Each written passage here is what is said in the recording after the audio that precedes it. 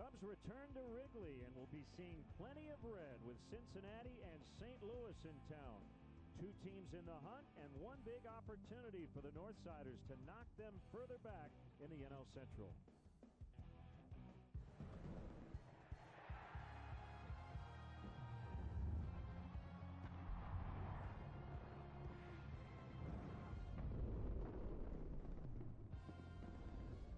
The Cubs are excited to be back home. A long stretch of games here at Wrigley Field, the next 10 and also the next 19 of 25. And tonight the Cubs welcome in Dusty Baker's Cincinnati Reds in the first of a 3-game series.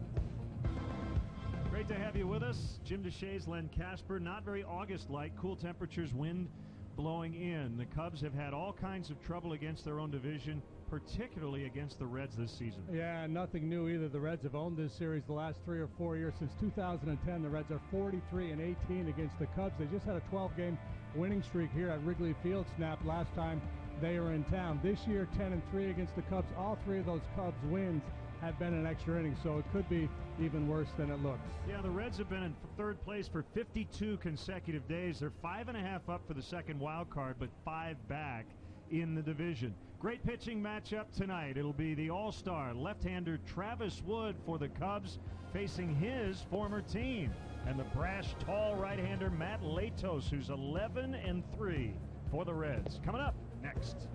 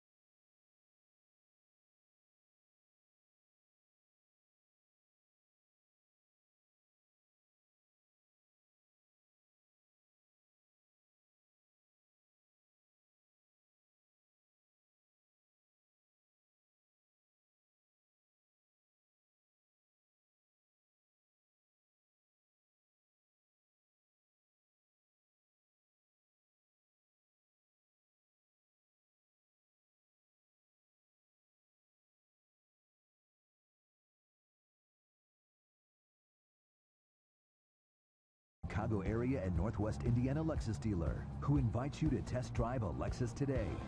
Blue Cross and Blue Shield of Illinois. Through it all. BMO Harris Bank, helping money make sense. BMO Harris Bank, NA member FDIC. AT&T Uverse. Visit att.com/freeyourtv. Rethink possible. Ford. Check out America's freshest lineup at your local Ford store or at localfordstores.com. And by Southwest Airlines. Find our fares online only at southwest.com. Welcome back to Wrigley Field. We had a little rain that interrupted batting practice. Air is a bit heavy, a little hazy over the lake, but all in all, a nice evening here on the north side. And we'll be here for a while.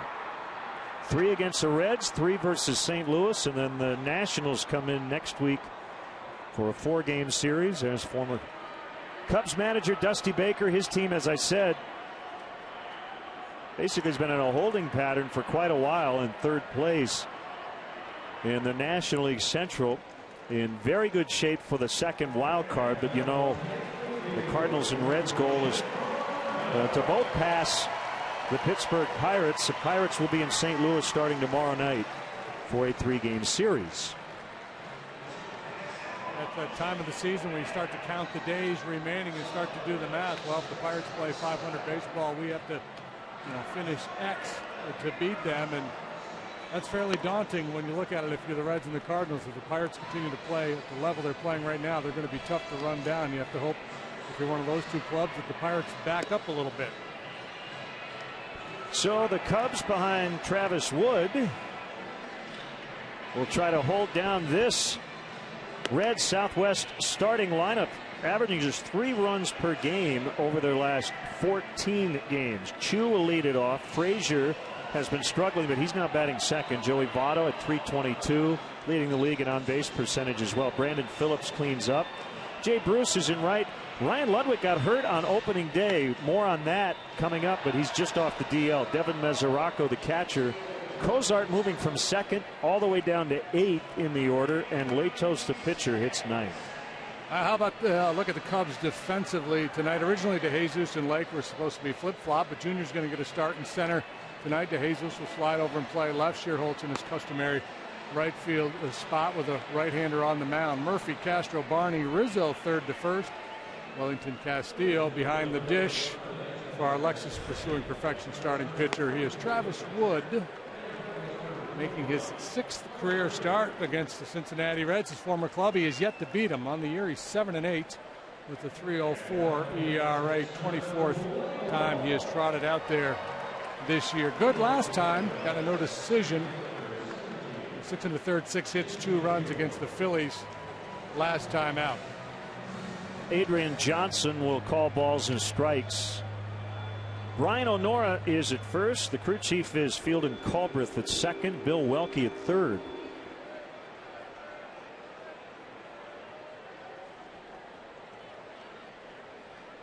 So Chu will start it with a terrific .410 on base percentage, second only to his teammate Joey Votto. And he takes a strike. Don't look for Chu to get out of the way if pitches are inside. He's been hit 22 times already this season. All the attributes you like in a leadoff man. Patient. He does have some power. He's hit 15 home runs. He's capable of stealing a bag. He's not a great base stealer, but he can run a little bit. Very patient, very disciplined hitter. Due to be a free agent after the season. And the pitch is hit in the air to deep left. DeJesus twisting and turning, and he's got it on the warning track. The wind on balls like that will be pushing everything toward the foul line. It's blowing in out of the northeast tonight. And with a left-handed hitter, this ball is going to have a little slice spin, and that's why you see the adjustment by DeJesus to handle that ball fading away from him. 70 degrees on August 12th, believe it or not. Believe it. This is David's first start in left field this year. Todd Frazier bounces one foul to the pull side. He's been scuffling. Recently went through an 0 for 31 before getting some advice a few days ago from Pete Rose, who happened to be at a Reds game. Not exactly sure what they talked about, but Frazier called it an eye-opener. I don't know if I'd take Pete's advice on a lot of things, but hitting, yes, I would. I thought you were going to say give the points and take the Reds, but I'm guessing that's not the advice that Pete gave him.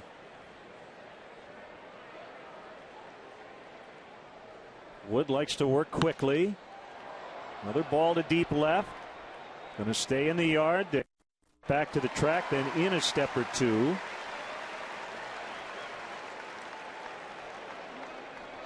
Two outs in the inning. And it brings up Joey Votto. Mentioned Travis against his former club has yet to beat them in 5 starts. 3 of those starts have come this year.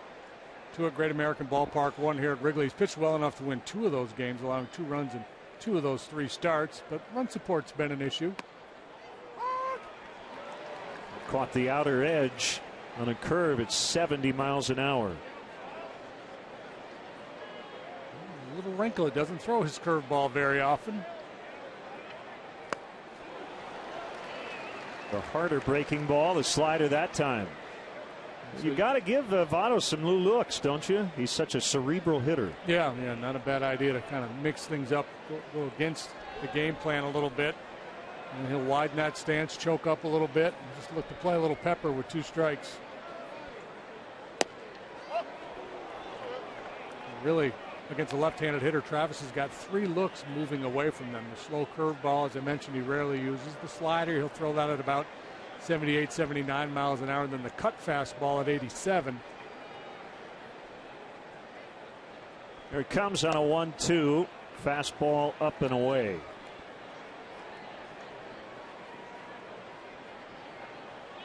.87 knocked in for Brandon Phillips. Certainly benefiting from being in a lineup with guys like Chu and Votto, who are on-base machines. He's had a lot of opportunities.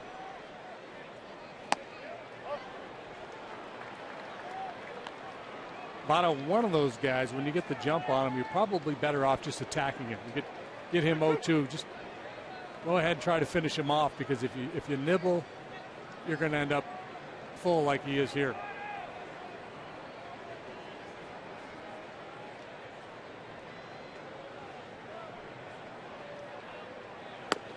Called strike 3, caught the inside corner. And Wood goes 1-2-3 against his former team. Matt Latos will take the ball when we come back. 0-0.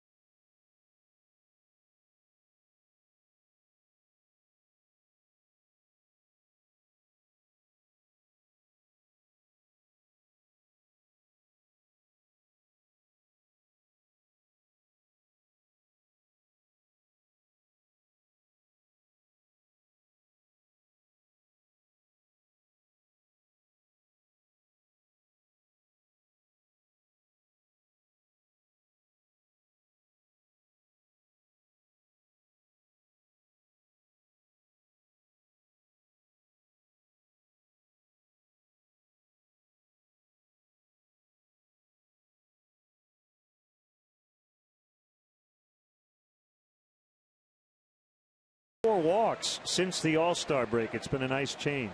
DeJesus in left, as we mentioned. Lake plays center. Rizzo, Castillo, Sherholtz, and Castro in the middle. Murphy at third. Barney at second. And Travis Wood, who comes in with 3 home runs and 8 knocked in. And the Reds defensively, Ryan Ludwig back in the lineup in left field. Chu's the center fielder. Bruce in right. Good arms in that outfield. Chu and Bruce in particular. Frazier, Cozart, Phillips, the Gold Glover. Votto is over at first base. Devin Mesoraco behind the plate for our Lexus starting pitcher for the Reds tonight. It's big right-hander Matt Latos, still just 25 years of age. Proven winner at the big leagues and having another solid year. 11-3 with a .321 through 23 starts this year. Fastball, slider, curve, change. Look forward to the Latos-Rizzo at bats. We've known each other a long time, both growing up in South Florida and former Padres teammates as well. But first, it's David DeJesus, and he takes a fastball for a strike. Those big right-hander, 6'6", right over the top. Wraps it behind him a little bit. Might remind some Cub fans of Rick Sutcliffe a little bit. Man, has he been good. Popped up. Frazier has room to make the catch in foul territory, and DeJesus is out.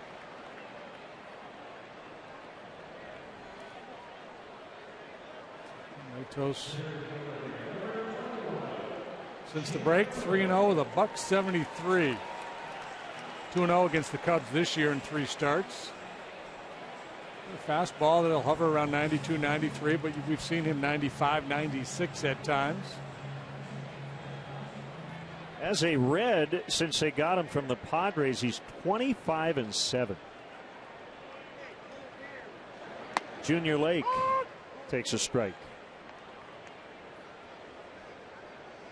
Yeah, they made that big deal with the Padres, and that's, there was some concern. How would his game that was successful in San Diego in that big ballpark translate into the hitter's ballpark that is Great American Park? Cracked bat, and that knuckled on Cozart, and he makes a catch. So that soft liner fooled the Red shortstop, with a nice adjustment to make the play at the very end. Now this is funky. Breaks the bat of Lake. He goes one way, slams on the brakes, and has to leave his feet.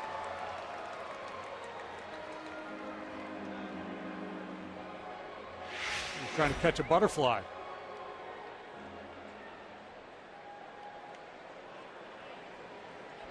So here it is, Latos against Rizzo.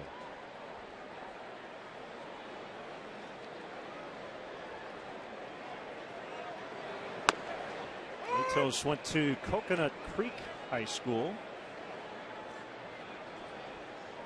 Anthony Rizzo, Parkland. Stoneman Douglas High School in Parkland, Florida.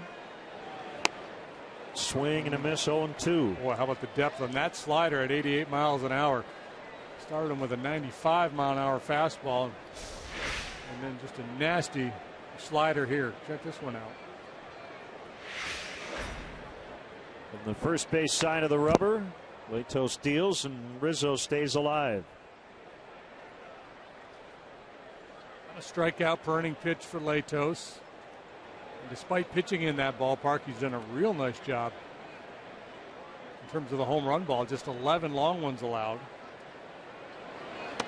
And he got him on another nasty slide piece, and that'll end the inning. Each starter with a 1-2-3 opening frame.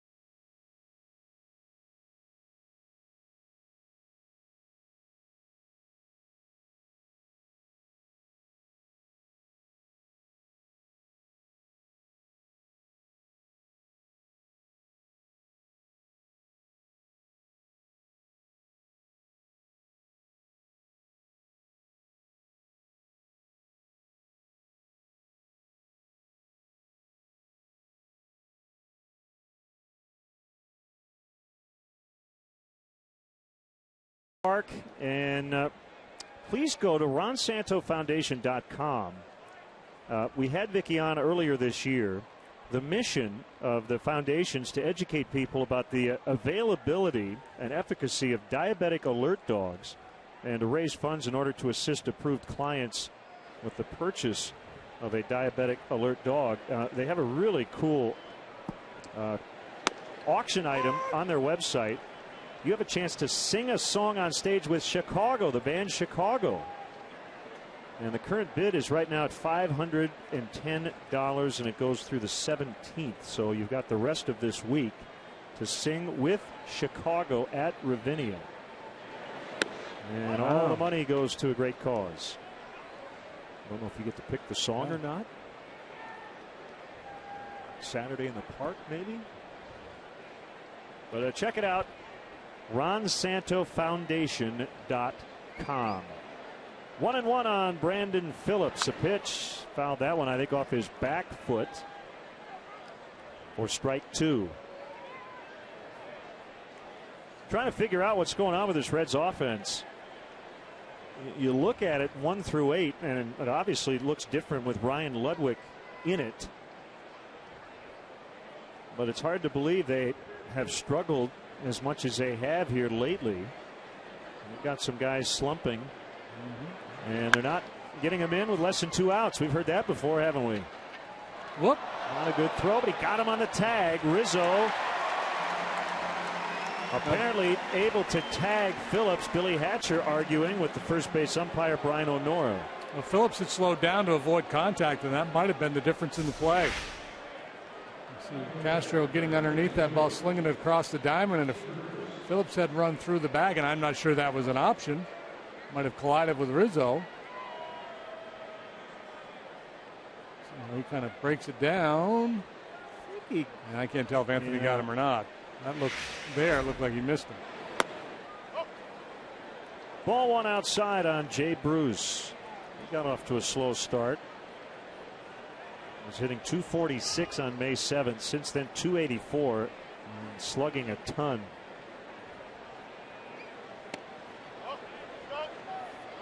And he hangs in there well against lefties too. Only Chris Davis has hit more home runs as a left-handed hitter against left-handed pitching this year.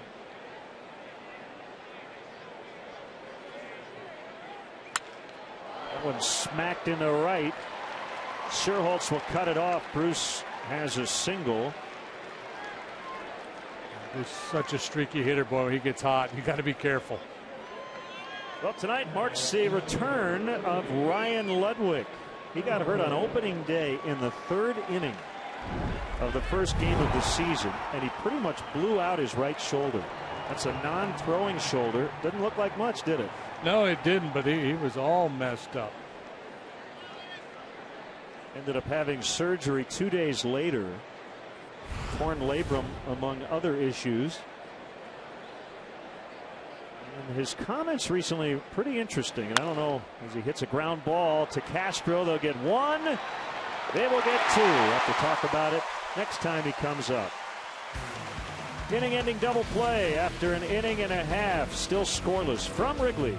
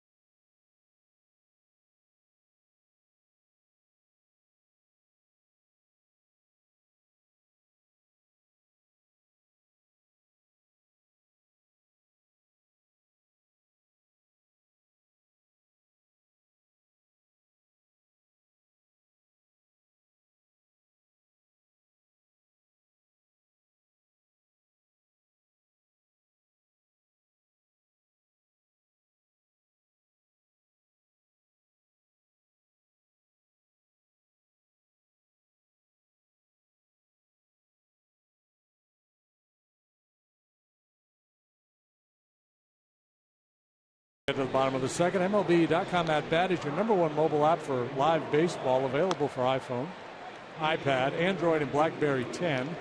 At bat delivers Cubs baseball with live audio, pitch tracking, stats, highlights, and more. Text at bat to 31826 or visit Cubs.com for details.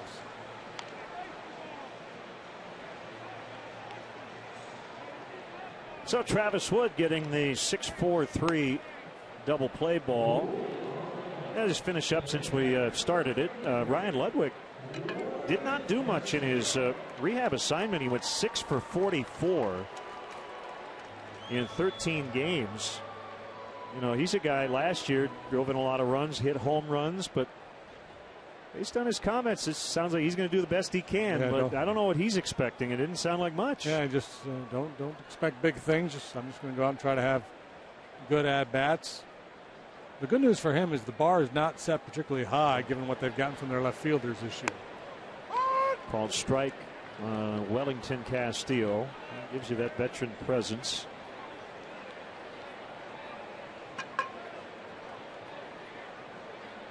Votto with the 0-1. Castillo keeps getting hit. It's becoming a routine here. The third time in the last several days. And he had to jackknife out of the one yesterday down around the legs, but 3 times now he's been hit right up around that lead shoulder.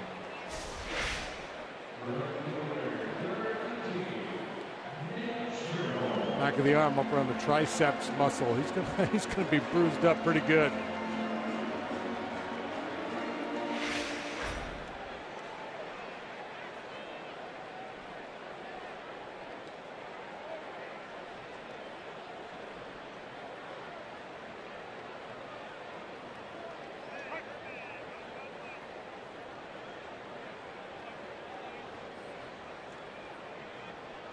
So the Cubs with their first base runner, and Sherholtz takes ball 1.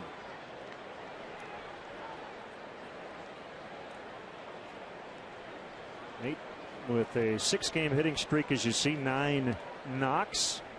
Same for the guy on deck, Starlin Castro.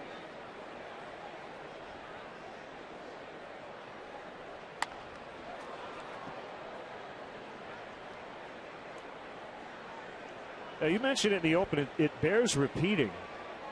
The Reds at one point had a record 12-game winning streak here at Wrigley Field.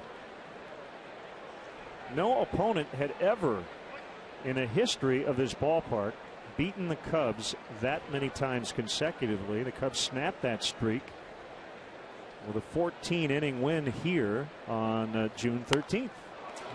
Game 4 of a 4-game set. The Reds 24-9 here at Wrigley Field since 2010. So basically made this their own personal playground.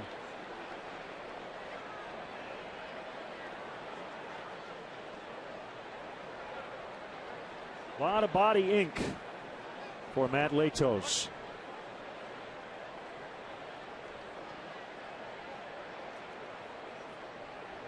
And the 1-2. He struck him out swinging.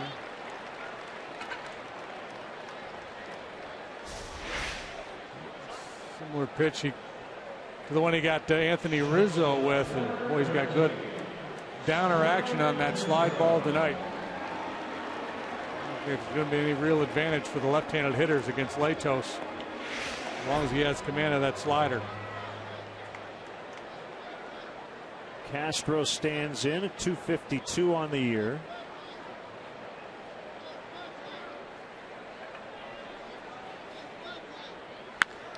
And he lines to Phillips, with Castillo scampering back to first.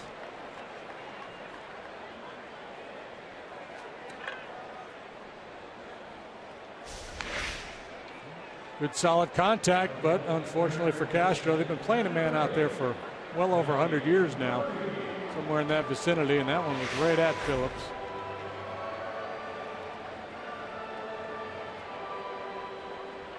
As always, Joe Sheehan with a very compelling newsletter. You should definitely check it out if you can. Today about bunting, but really more about the lack of singles. And he gave an interesting number that I did not know. Last year, in terms of singles per plate appearance, it was the lowest rate ever. 15.17% of plate appearances turned into singles. This year it's at 15.3. That's the second lowest. And he mentions the strikeout rate going up and also the defensive shifts that we now see that have really limited singles. Singles are still about twice as likely as extra base hits, but they used to be about 3 times as common. Well, and you talk about shifts, you talk about strikeouts, but a lot of it too is and we talk a lot about this, hitters unwilling to change their approach with 2 strikes to just try to poke a single somewhere. The 0-2 to Murphy is low and outside, and by way of the singles conversation, he goes back to bunting. Most sacrifice bunts, other than squeezes, are trying to move a guy into scoring position, and his point is we talk about second and third as scoring position, but in this environment today, you're trying to put yourself in a situation to hit a single, which is less likely than it ever has been, as Murphy strikes out right on cue. Right. The hit batter does not result in a run. We are still scoreless after 2.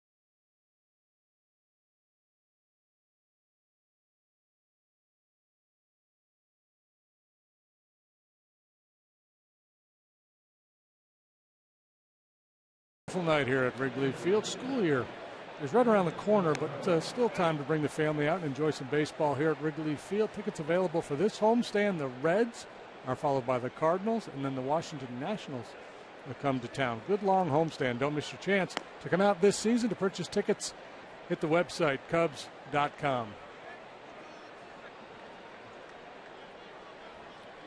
Send us your comments on tonight's game through Twitter using hashtag Cubs Talk, and we will read one back later in the game. It'll be our AT&T tweet of the game.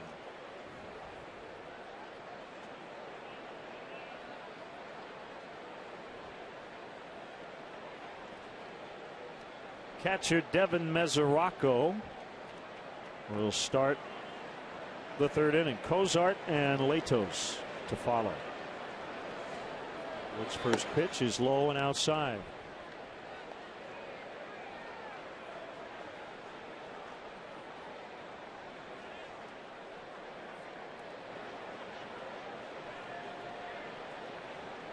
The 1-0 on the way. That missed as well. Maybe inside.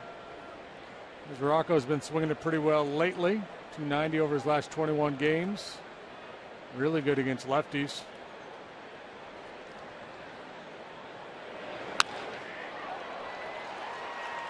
De Jesus able to cut it off. Mesoraco's trying for 2. There'll be a play there. He is out. What a throw by DeJesus. Good hustle to get to that ball. Playing his first game in left all year. And Mesoraco moving pretty well for a catcher, but DeJesus able to cut it off before it gets to the wall and gets off a good, strong throw on the money. Barney hangs in there, makes the tag. Nice play. Taking away a leadoff double from Mesoraco.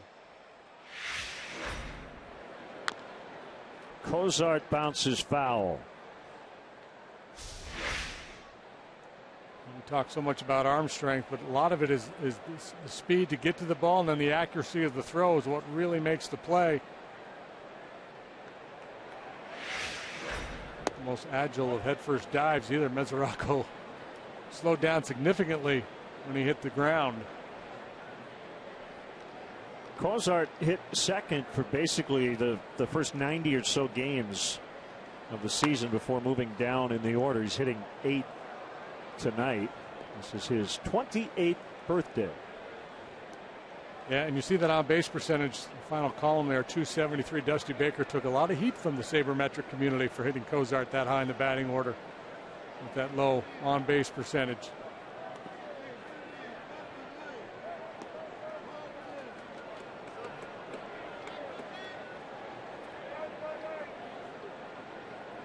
Used Cozart to bunt quite a bit too. And if you like sacrifices, he's your man. Leads the league in sack bunts, tied for the league lead in sack flies. Very giving person, Len. Very kind-hearted.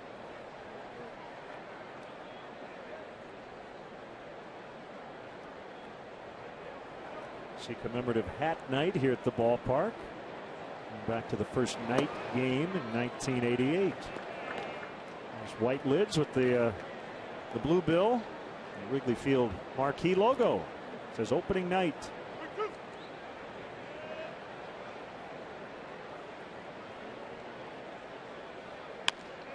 Back to the pitcher, Wood.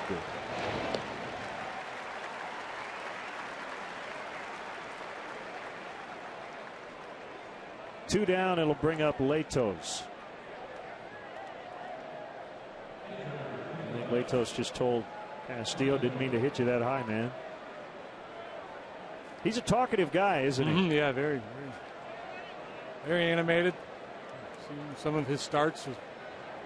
Stop and talk to the home plate umpire almost every inning after he leaves the field on his way back to the dugout.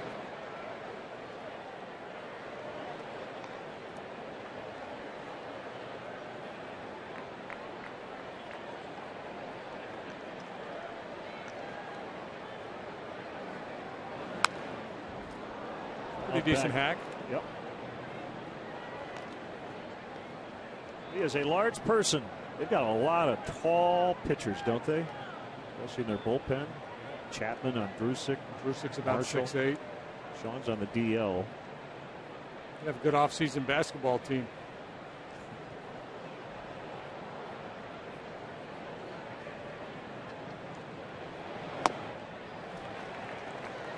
One and two.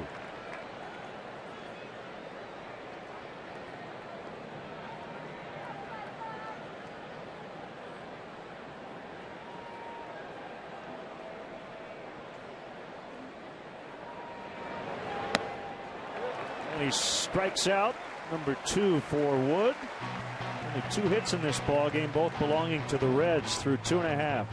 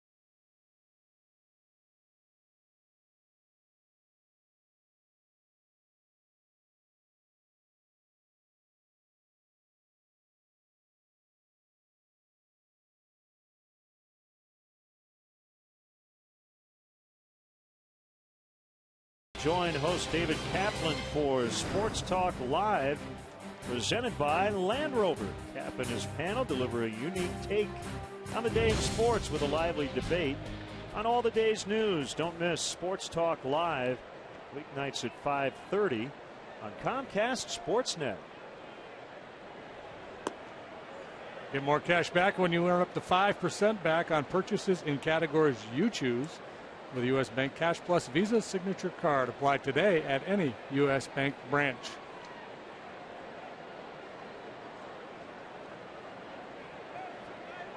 The Cub fan Bill Peterson of CSI fame will handle the stretch a little bit later tonight.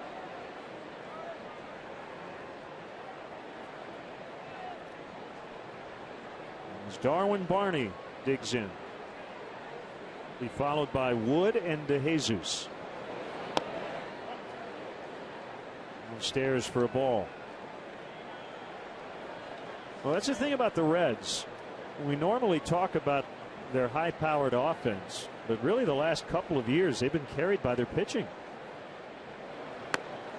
Yeah, very dominant starting rotation. The bullpen has been outstanding. They're fourth in the league in team ERA. Their starters are second. They've been able to pitch at a high level despite limited contributions from Johnny Cueto this year. He's been on the DL 3 times. Still is. And they're not sure when or if they're going to get him back.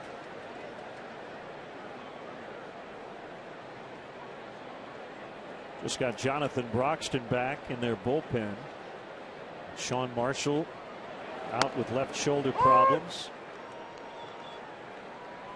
2-2.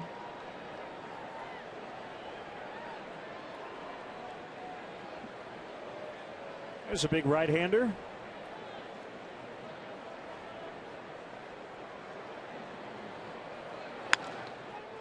Rolled right to Votto. He will flip to Latos covering. And both pitchers really in command of their stuff here tonight. Not everybody was necessarily in on the trade the Reds made 2 off seasons ago. They got Latos, but they gave up Yonder Alonso, Yasmani Grandal, right-hander Edinson Volquez, and a right-hander named Brad Boxberger. And I think one of the big reasons was the one you mentioned. Latos putting up those excellent numbers in a pitcher's park, but going to a hitter's park, and it seems like he's gotten even better. Yeah, plus they had coverage. You know, they had depth. Yonder Alonso, first baseman, so, you know, Votto had him block. Grandal, the catcher. They liked Mesoraco. That's why, you know, people say, well, you know, the Cubs, they drafted this third baseman Bryant, then they trade to the Rangers for Olt. He's the third baseman. Why would they do that? Well, you're just trying to stockpile high ceiling talent. Some of it may come and play for you in the big leagues. Some of it, you know, may package in a deal to get a pitcher, or, you know, trade pitchers to get a position player, whatever.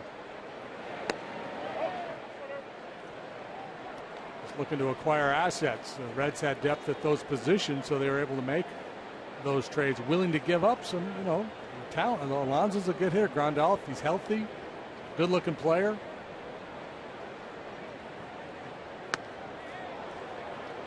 Wood 2-2 to that swing and miss.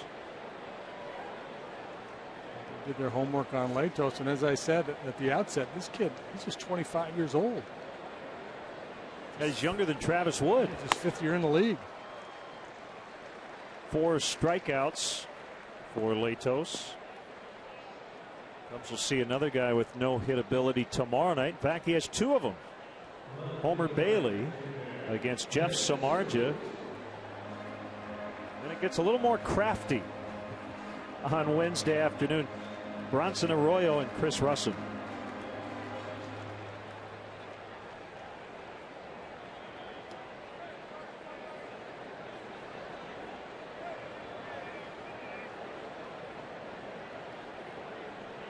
So DeJesus playing left for the first time this season.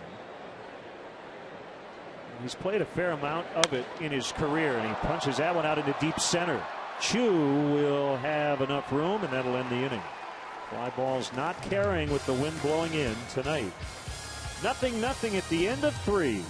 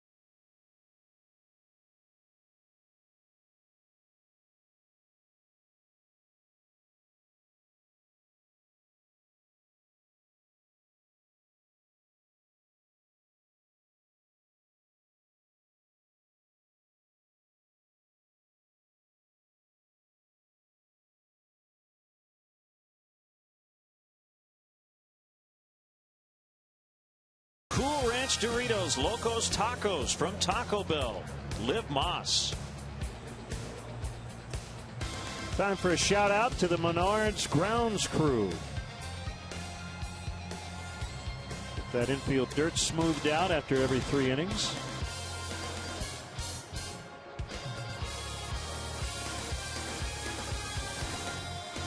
Friendly confines of Wrigley Field will get settled in here the next 11 days.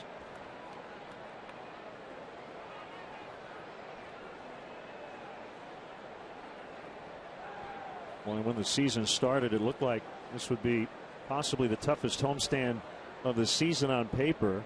Still doesn't look easy, but the Washington Nationals 3 games under 500. They're here for 4 next week. Not really in either of the races at the moment, but the Reds and the Cardinals are. Chu takes a strike. And Cubs looking to rebound from a dismal homestand last time they were here. 1-7 against the Brewers and the Dodgers. And now 10 games below 500 here at home. 23-33. There's Chu. There's the league leader. 23 times he's been hit.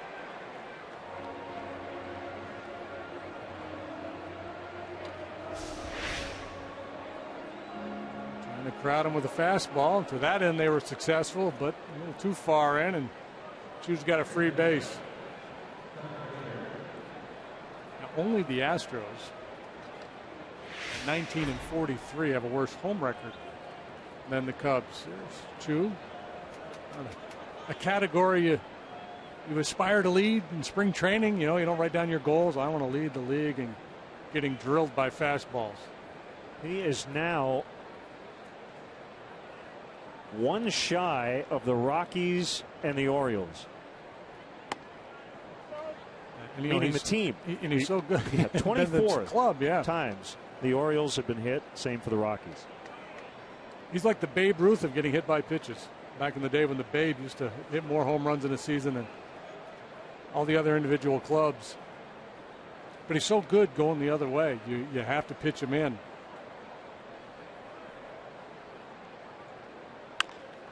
Bounce to third. How about another twin killing? They get it. 5-4-3 this time. Good job by Barney to extricate himself from a collision. Boy, he's so slick. Rarely do they get a piece of him. Saw it the other day when Matt Holliday was bearing down on him. He was able to clear some space and complete that double play. And Here's another good turn. Good feed. Right where he wants it. And boom. The Reds have had 3 base runners tonight. 2 erased on double play balls. The other thrown out at second, trying to stretch a single into a double.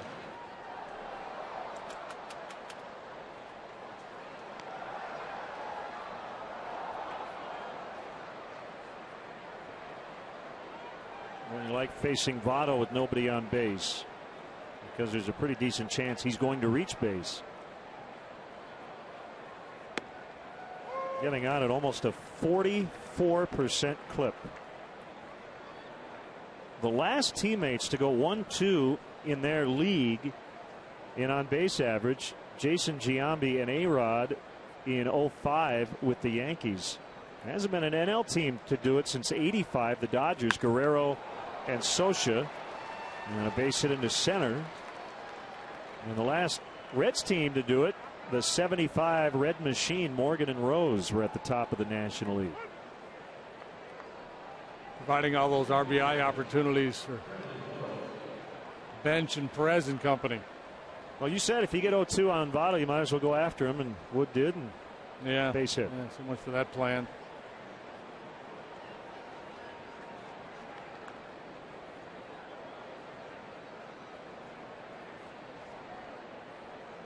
But I do think it's, you know, and we saw it in his first at bat, he was 0-2 and then worked his way back full.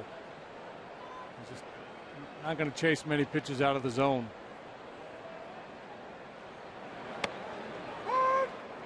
Yeah, you could make the case. Would you rather go from 0-2 to throw 4, 5, 6 more pitches to have him eventually walk, or just give up the 0-2 single? Yeah, and it's, you know, not in you know, Votto doesn't hit that many home runs, and people think that he should hit the ball out of the ballpark more frequently than he does. But the guys that are disciplined and have great power, a guy like a Miguel Cabrera, to me, that's a guy you want to attack when you have the jump on him.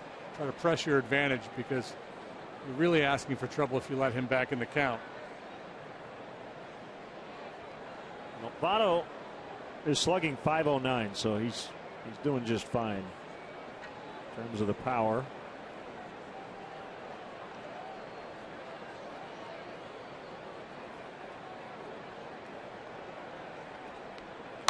I sensed a little aggravation in his comments maybe a month or 6 weeks ago about people telling him he should be more aggressive. And I'm with you, Joey.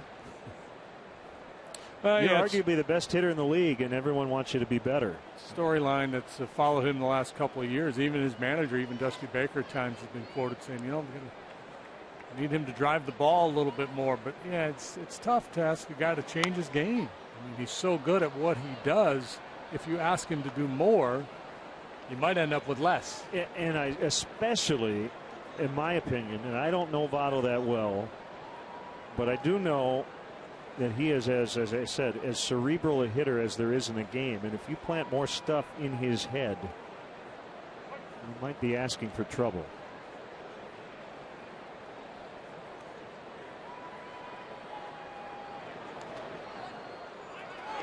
Votto will, oh boy.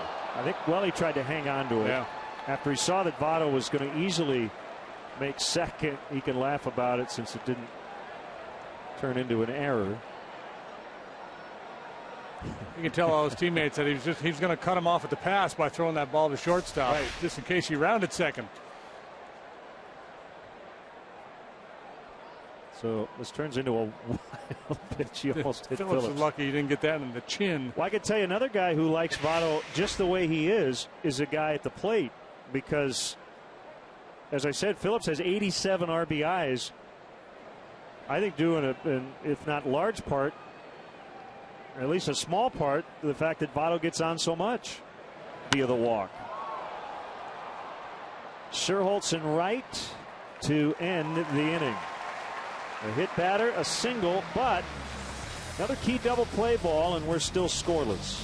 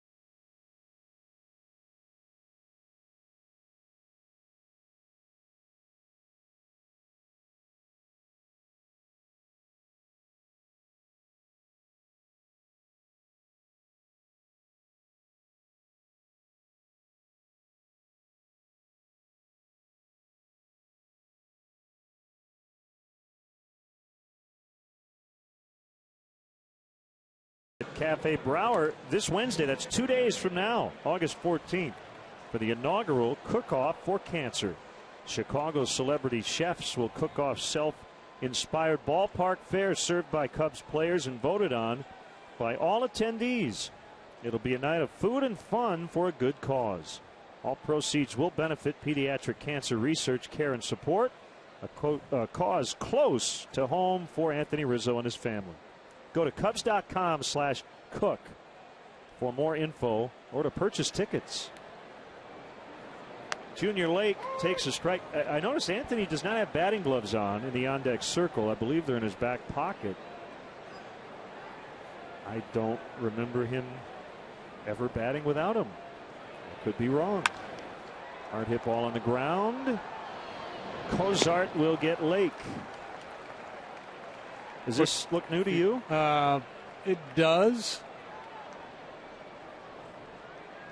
Not the most astute observer in the world, so I can't say for sure, but it does look a little different. Maybe the way Matt Carpenter was swinging the bat over in St. Louis has inspired him. Maybe. That kid was hanging out line drives left and right. I'm going to go back and check his first at bat, which ended up a strikeout.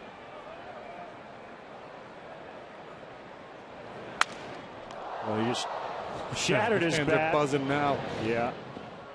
Latos will get him. All right, he did have the gloves on the first at bat, so maybe he was just angry with the gloves for striking out. Yeah, he's in a bit of a funk here. Gotta try something different.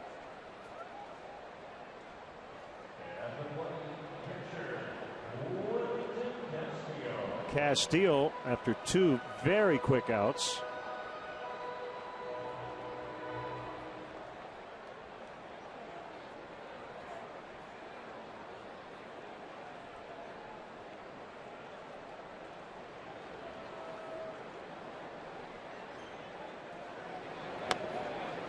Right down the middle at 95. An exaggerated over the top delivery by Latos.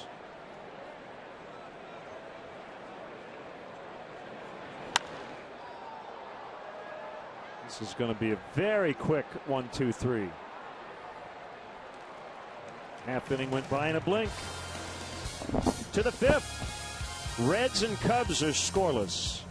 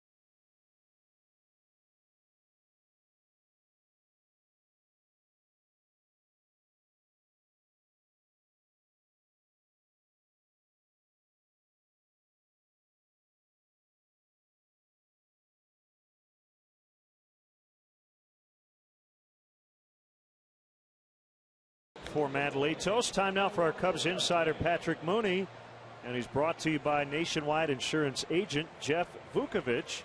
Visit jeffvuk.com. Nationwide is on your side. The Cubs, I mentioned it early on, Patrick, second in the National League in walks here since the All-Star break. Wellington Castillo a big part of that. Dale had some interesting comments about their approach, and as hitters mature, not having their anxiety level increase deeper in the count. Yeah, without a doubt. It seems like since kind of Theo and Jed got here, we've talked about this idea of grinding out at bats. And we all know those 4-hour games the Yankees and Red Sox would have. And it takes time with some of these guys. I think Wellington's a perfect example. We saw in St. Louis how well he played, and kind of the idea of, they've told him to watch video of Yadi or Molina, and certainly there's only one Yadi, but Dale said over the weekend he's certainly a frontline catcher, and this is a guy they're playing to build around. I think, you've seen it already since the All-Star break, and these last 7 weeks will probably be huge for him and for this whole young lineup. He also added, JD, that the Cubs get into a lot of 3-2 counts, but it doesn't always translate into more walks. Well, and I think that's the challenge when you got young hitters, right? Because the message sometimes from Dale this year has been, we're hitting to take. We don't want to take pitches. So, the hitters are hearing different messages at times. They're grind at bats, work walks, be patient. And they're also hearing, hunt strikes, be aggressive. So it's just a matter of time before guys can kind of wrap their brains around that concept that, we want to be aggressive, but at the same time you want to stay in the strike zone. And and you're seeing it with Castillo, because it's not like he's up there just taking pitches to work walks. He gets an early pitch in the zone, he's turning it loose. Well, Castillo's stretch here the last 2 or 3 weeks is, I think, very instructive for all the young hitters, Lake, Castro, because not only is he taking his walks, but he's hitting his pitch. He's not hitting pitchers' pitches. I think that's been an issue with Starlin. He has been seeing a fair amount of pitches, and he's been listening to. He's had kind of a lot of voices in his head, and I think maybe this year they'll be kind of learning of kind of getting to that point. Lake will make the catch. Let's hear from Dale on that very concept. Like I said, it's not a mystery that walks and everything come with experience and at bats in the big leagues for guys that want to take that extra step in their game.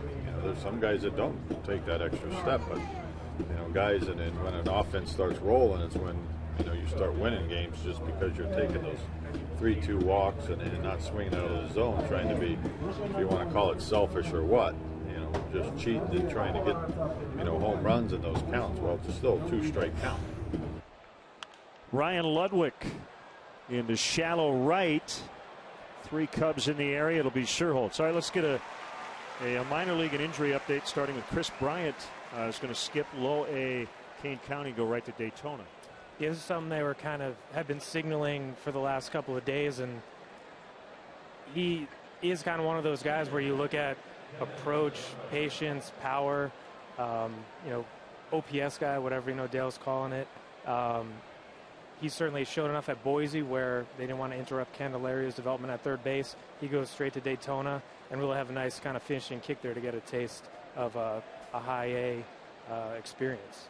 Still waiting on a Jorge Soler update, right? The Cubs are going to get an update on his fractured leg to determine whether he'll play before the fall league. Yeah, that's the hope, that maybe he could get back to Daytona, and that certainly the Arizona Fall League, between him and Almora, they think they're going to have a pretty stacked team or representatives there. Scott Baker essentially starting his rehab assignment over at some point here soon, so the clock's starting to tick on whether he's going to pitch at this level this year. Yeah, and that's big for him. I think both sides are interested in the idea of bringing him back next year. And he was someone who kind of, when he signed, they thought he'd be ready by opening day. That was aggressive, that was overly optimistic, but clearly he needs a couple of starts, I think, for his own peace of mind, and also to kind of get a better sense of if he's one of those guys, rotation pieces for next year.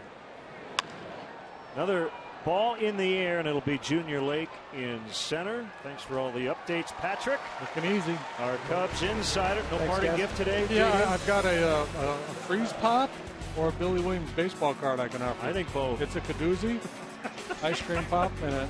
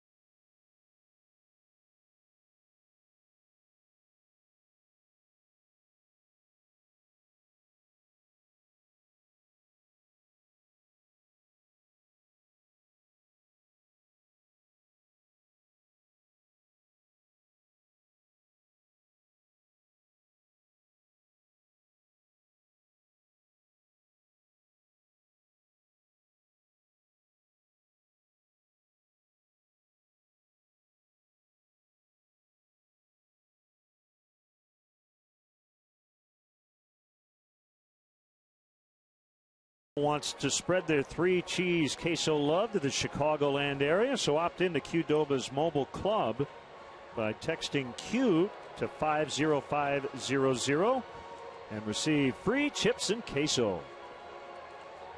Somebody raided your closet. What's going on, man? Is it like 70s night? 60s? 80s? I'm not sure where these people are from. Look at the collar on that guy. Yeah.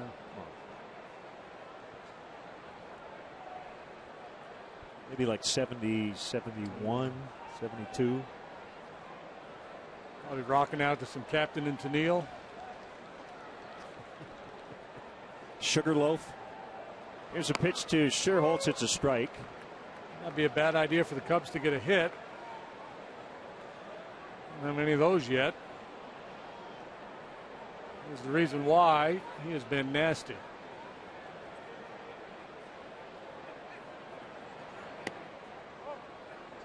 Speaking of nasty stuff, Yu Darvish did it again to the Astros. Texas beat Houston 2-1. He was perfect into the 6th and was no hitting them into the 8th. Then a strange thing happened. His catcher got ejected, A.J. Przinsky, after the perfect game was broken up by a walk. Where the Rangers have won 13 of 14. 15 punch-outs for Darvish. Boy, his numbers against the Astros this year must be incredible. I can find it.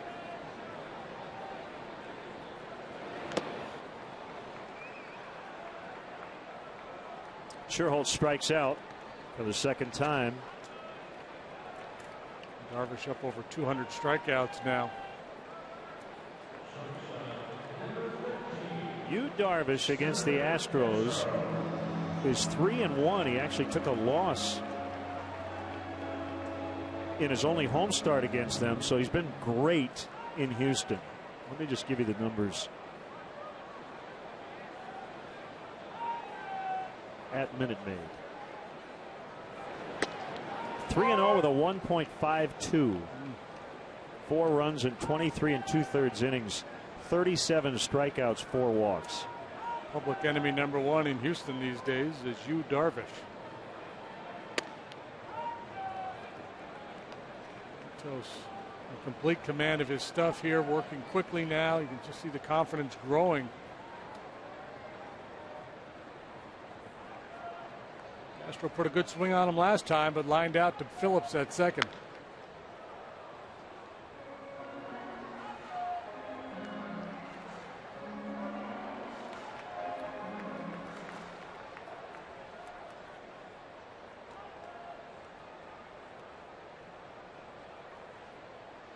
Only base runner, hit batter, Castillo, to lead off the second. Not many deep counts.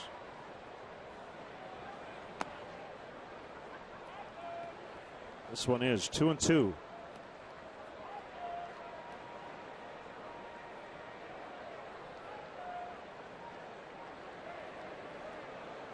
MLB.com tweeting, the last 22 runs the Minnesota Twins have scored have come on homers. How about that? Leading the Indians.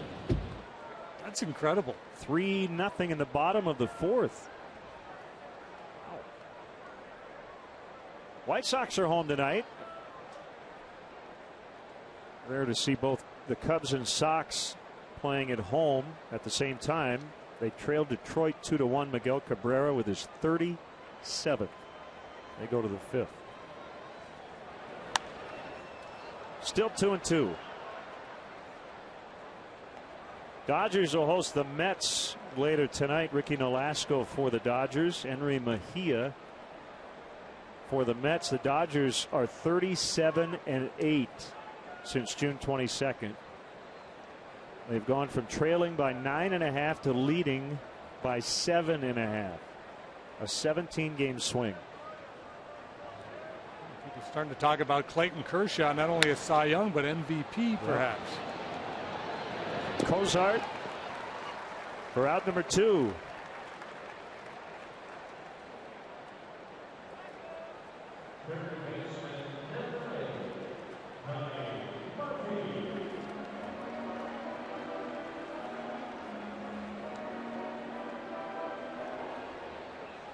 Doesn't happen often where a pitcher wins the MVP, but it's not unprecedented. Verlander got one a couple of years ago.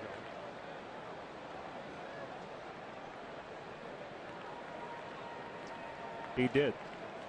I think Raleigh Fingers, Willie Hernandez, yeah, 84.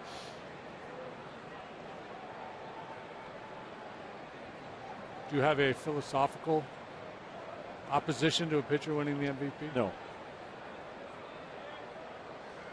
No, I don't. Do you? No. Some do. They believe that the Cy Young is the most valuable pitcher. There's the Cubs' first hit. Donnie Murphy with a 2-out single. I think he can handle the fastball pretty well. Comes with 2 outs in the 5th.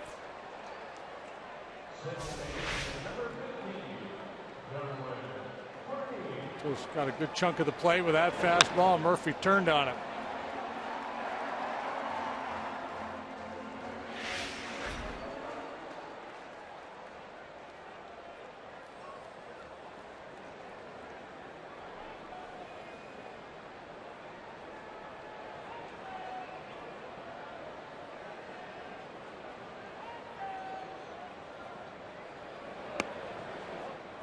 Ball 1 to Barney.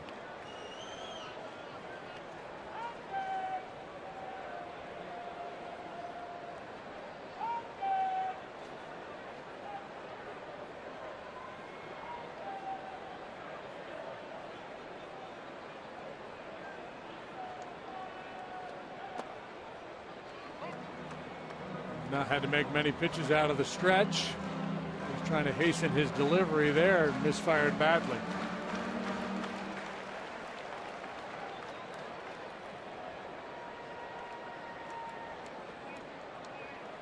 McKay down at first base. Got the stopwatch. Put a clock on Latos. Give Murphy some idea of how quick he is home. Mesoraco does not throw well.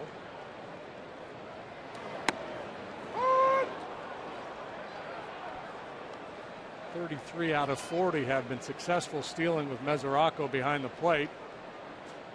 Not all on him.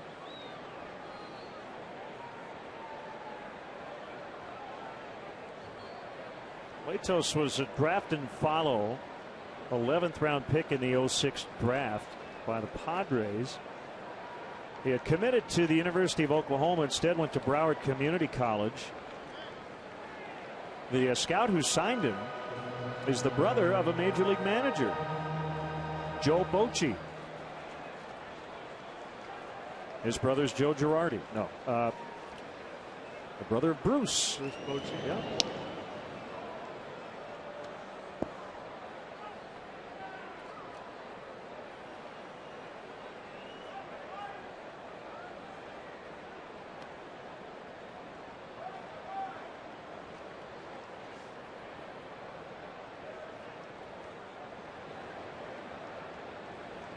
Pitch. Phillips can't get it. That ball lined into right center. 2-out rally here, and Murphy almost got thrown out. Jay Bruce has a cannon out there.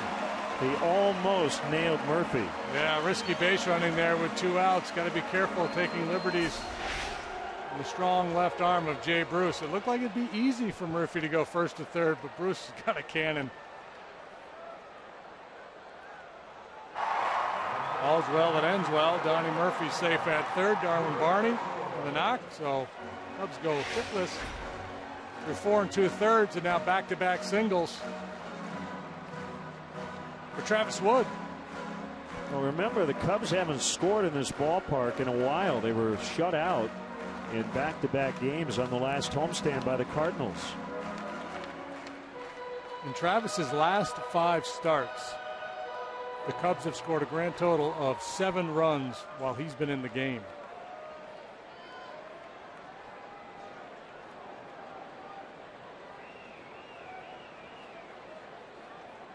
They're an out away from 28 consecutive scoreless innings at home.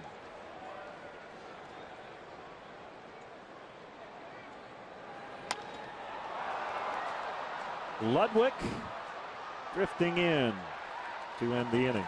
Nothing but goose eggs through 5. The Cubs do have a couple of hits, but we're still scoreless.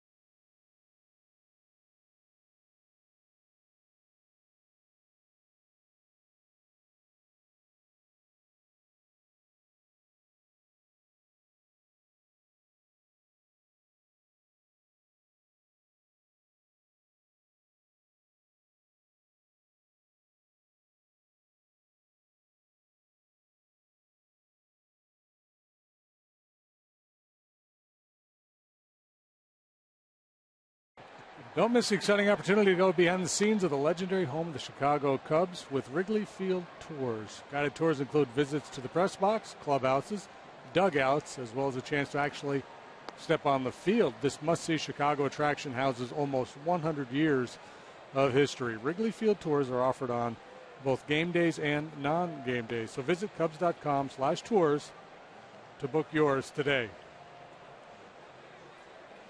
Oh, we just missed it with Patrick, but the Cubs, right after our chat with Patrick Mooney, announced they have signed a Taiwanese right-hander, 18 years old, Jen Ho Seng.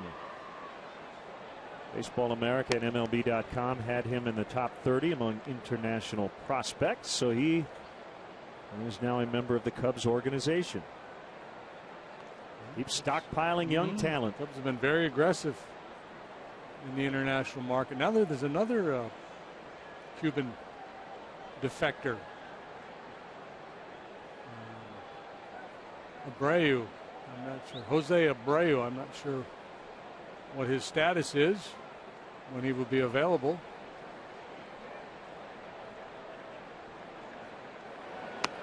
Zach Kozar takes a strike.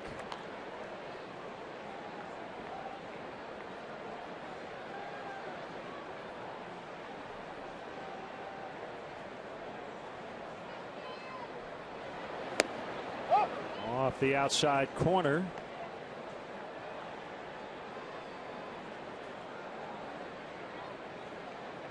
Good battle here between Wood and Latos.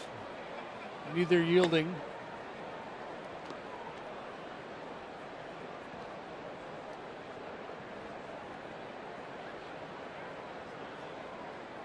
Reds hitting just 198 over their last 14 ball games. They've managed to win 6 of them because the pitching's been really good.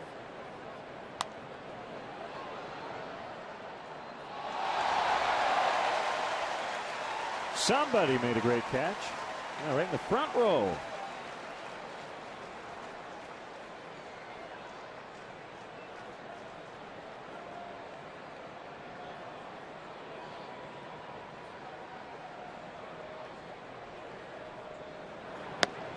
Swing and a miss, strike 3.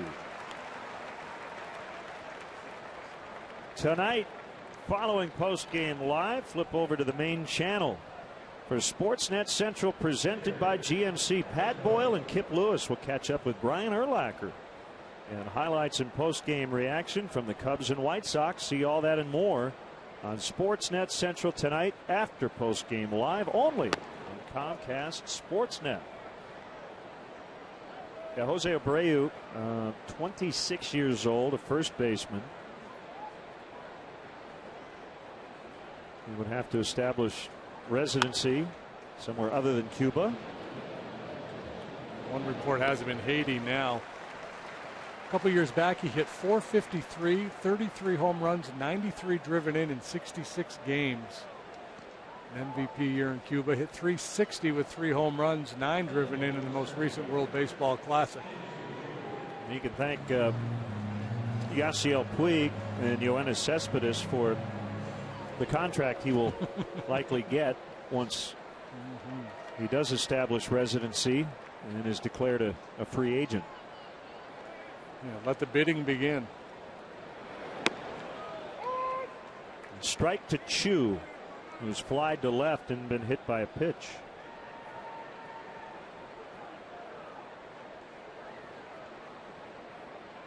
Another power hitter is going to be in the big leagues, it looks like, tomorrow. An outfielder named Andrew Lambo, Lambo. 31 home runs, tied for first in all of the minor leagues. Expected to join the Pirates.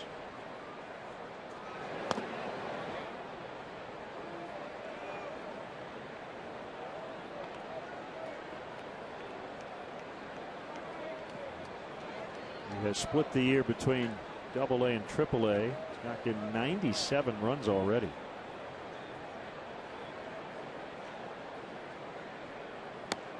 Swing and a miss, and the inning is over. Travis Wood has sent down 7 in a row. Only 5 hits combined between these two clubs here in the middle of the 6th.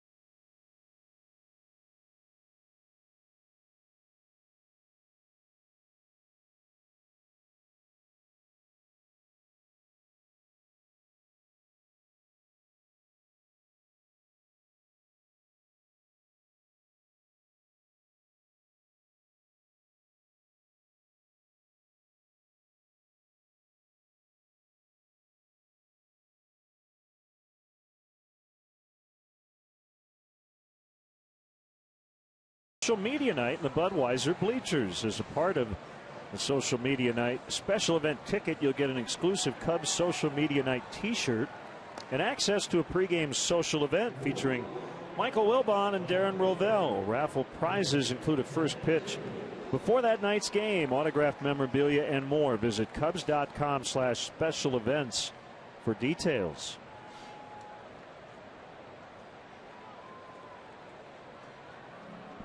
Still scoreless as the Cubs will bat here in the bottom of the 6th. 2 times through the order, only 2 singles and a hit batter. Matt Latos has been on his game. Cubs have not scored a run here in this ballpark in 28 innings. Latos 2-0 lifetime here at Wrigley. Jesus got him back on June 13th.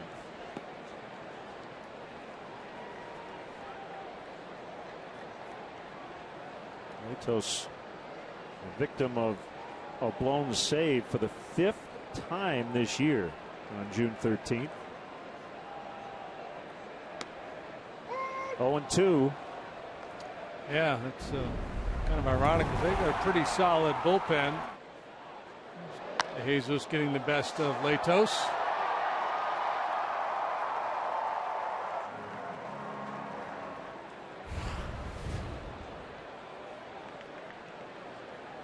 Here comes the 0-2. It bounced out in front of the plate. 1-2. In his last 30 starts, he's 15-3 with a 297. I don't think we hear his name enough when you talk about the top starters in this league. No, he does kind of fly under the radar, doesn't he? 25-7 now, 56 career starts for the Reds. The team is 38-18 when he's the starting pitcher. Swing and a miss. And the go-to place for him against the left-handed hitters. Power slider down and in towards the back foot. Very difficult to recognize that pitch. 87 miles an hour. Looks like the heater, and then it disappears. He's coming off 7 1/3 innings of shutout ball last time out against Oakland, so he's on quite a roll.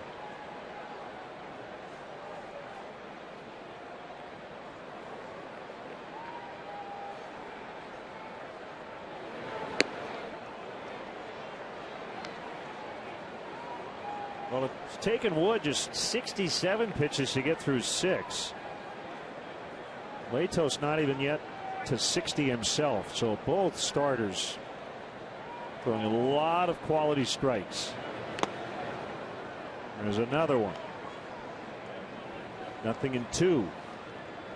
Got a lot of possibilities now. 2 very good sliders, swing and miss sliders, and now he can go back off the plate with a slider or maybe way up with a fastball.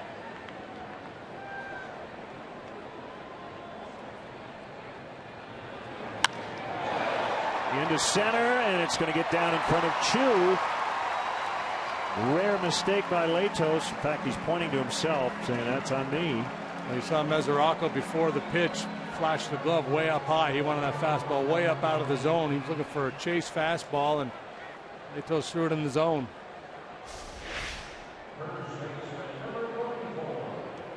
Lake, to his credit, took advantage of the mistake.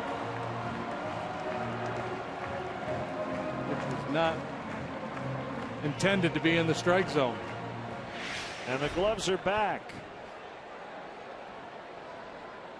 Rizzo's last at bat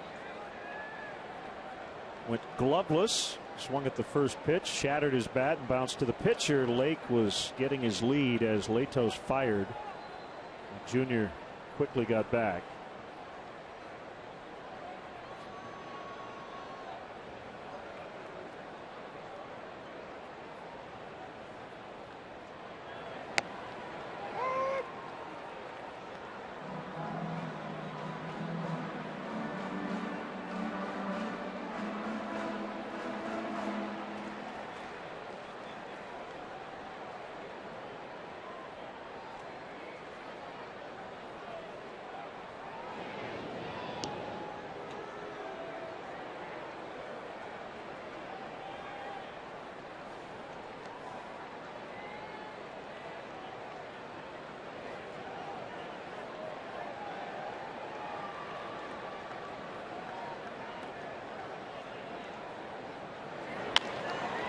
Punched into center, and that ball will drop. Lake on his way to third. Chu with a little double clutch. The throw there. They got him. What a throw.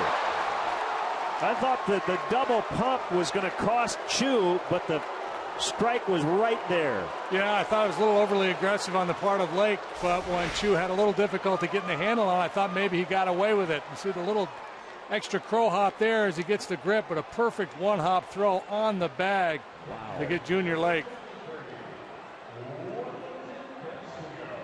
Be the best throw to a base we've seen all year from an outfielder.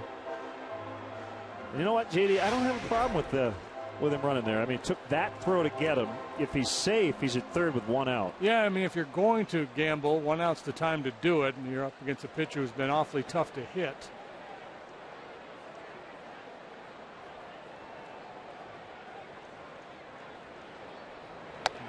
The counter argument, of course, is that without the double clutch by Chu, he's out by a fairly wide margin. You're right.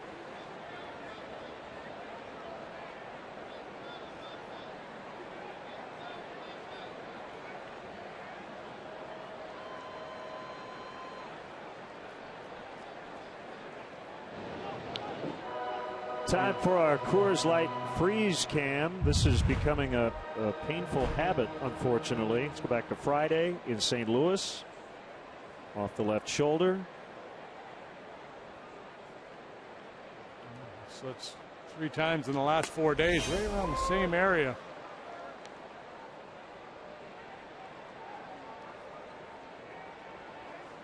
Friday, Saturday, and tonight.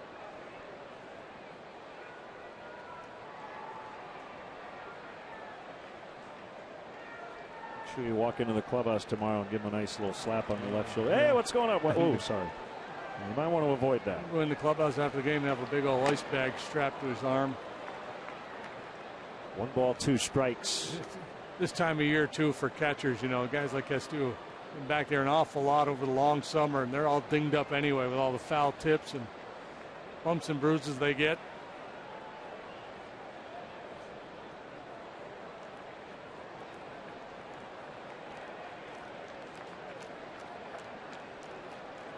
I always marvel at catchers who can hit so well and sustain it over the course of the long season. You know their legs are beat up, their hands are sore.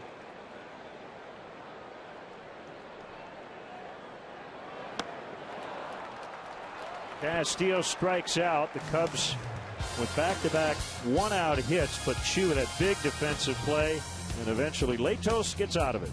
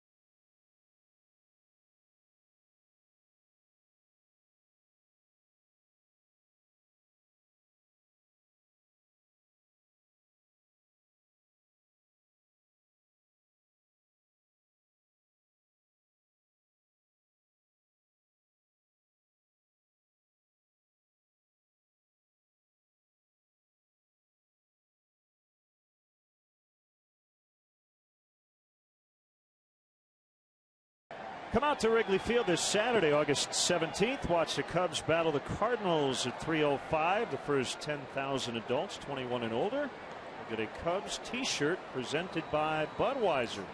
For more information or to purchase tickets, visit Cubs.com. We are scoreless as we go into the 7th. And our good friend and a huge lifelong Cub fan, Bill Peterson, actor, producer. He does it all. Find him on the stage too here in town. Bill, always a pleasure to see you. How are you? It's a pleasure for me, guys. Good to have you. What a game, huh? What a beautiful night, too. It is a very nice night. The wind has basically stopped. It was blowing in a little bit earlier, but a good old-fashioned pitcher's duel. Yeah, this is great. I love this. Frazier leading off. Does your schedule allow you to get out much? Or it hasn't until just now, and it will in September. I'll be able to come in September once the show's done, and plan to come to a couple games in September. And a lot of games next year, because I think things are getting exciting. Yeah, they are. Definitely seeing a lot of good things as we look ahead. That ball is crushed foul. So tell us what is going on right now. You got a show? Well, I'm doing a play at my theater company, Steppenwolf Theater, on Halstead, called Slow Girl. It's been a great time. It's just a 2-person play. I do it with a Chicago actress named Ray Gray, and I play her uncle. She plays my 17-year-old niece, and it's about 2 different generations trying to figure out what the truth is. It's a beautiful little play. It's funny, and people have been enjoying it since we've been doing it. So we got about 3 more weeks of that. Hitters count here for Frazier, and the 3-1 is a strike. 3-2. Big pitch there for Wood. The Reds have had the leadoff man on once. Zarocco led off the third with a hit, but was thrown out trying to stretch it into a double. Yeah, Votto reaching second base in the 4th, the only time tonight they've had a man in scoring position. There's a payoff pitch, and there is ball 4. Well, you've done so much television, CSI for a long time. You've been in films, but the theater is always your love, right? It's where I started, and it's why I fell in love with acting and actors, really. I mean, I just enjoyed, it's like being on a baseball team. It's your guys, your people. And I just found after doing the television show for so long that I wasn't getting a chance to do any theater, and I was afraid if I didn't get back to it, I might never do it again. So there's something exhilarating about not having a safety net, right? Of starting over and doing it again and trying to reach for perfection. Well, it's that, and it's also the fact that you get to tell a story from beginning to end in the same room with all the people there. Whereas when you make TV or movies, it's all split up. It's done out of sequence. It comes out 6 months later. You don't even know what you got, But in the theater, we get to tell the stories, and the audience is there to hear them. And it's just it's like being at a baseball game or a hockey game instead of watching. Yeah, I would imagine there's a real connection there, too, being that close to your audience. Yeah, you can actually, you can see them. They're right there. We're in a small theater at Steppenwolf. We're in our smaller space, so there's just 300 people, and you can reach out and touch, so it goes back to the old days. It's just storytelling, and you don't have to worry about, CGI or green screens or things blowing up that you don't believe anyway. Have you had any cell phone incidents recently, or been okay? My cell phone situation? No, I'm just saying it. The live performance. Oh, yeah. No, actually, people have been okay. Actually, it's been pretty good. I've been in a lot of situations where that happens. We have an announcement before every show. Please turn those things off. But especially since the audience is supposed to be in the Costa Rican jungle in this play. You don't really want to hear the phone ringing. Somebody grab that. How much ad-libbing goes on? None. We try not to. If we make a mistake or forget something, then all of a sudden you're dancing as fast as you can. But I've been so fortunate to work with Ray in this. She's so good that it's just been pretty smooth. 2-2 on Joey Votto. 0-0. The Reds with a leadoff walk, the first walk of the ball game. This is tough, man. I don't like seeing this guy. Yeah, he's pretty good, Joey Votto. Will throw over. 2 big double plays turned by the Cubs already tonight. That's what Travis Wood has on his mind. Really crowd the middle. Murphy way off the line, almost at the shortstop position. Castro playing almost behind second. Way outside. 3-2 on Votto. Cubs all-star representative Travis Wood trying to beat his former team for the first time in his career.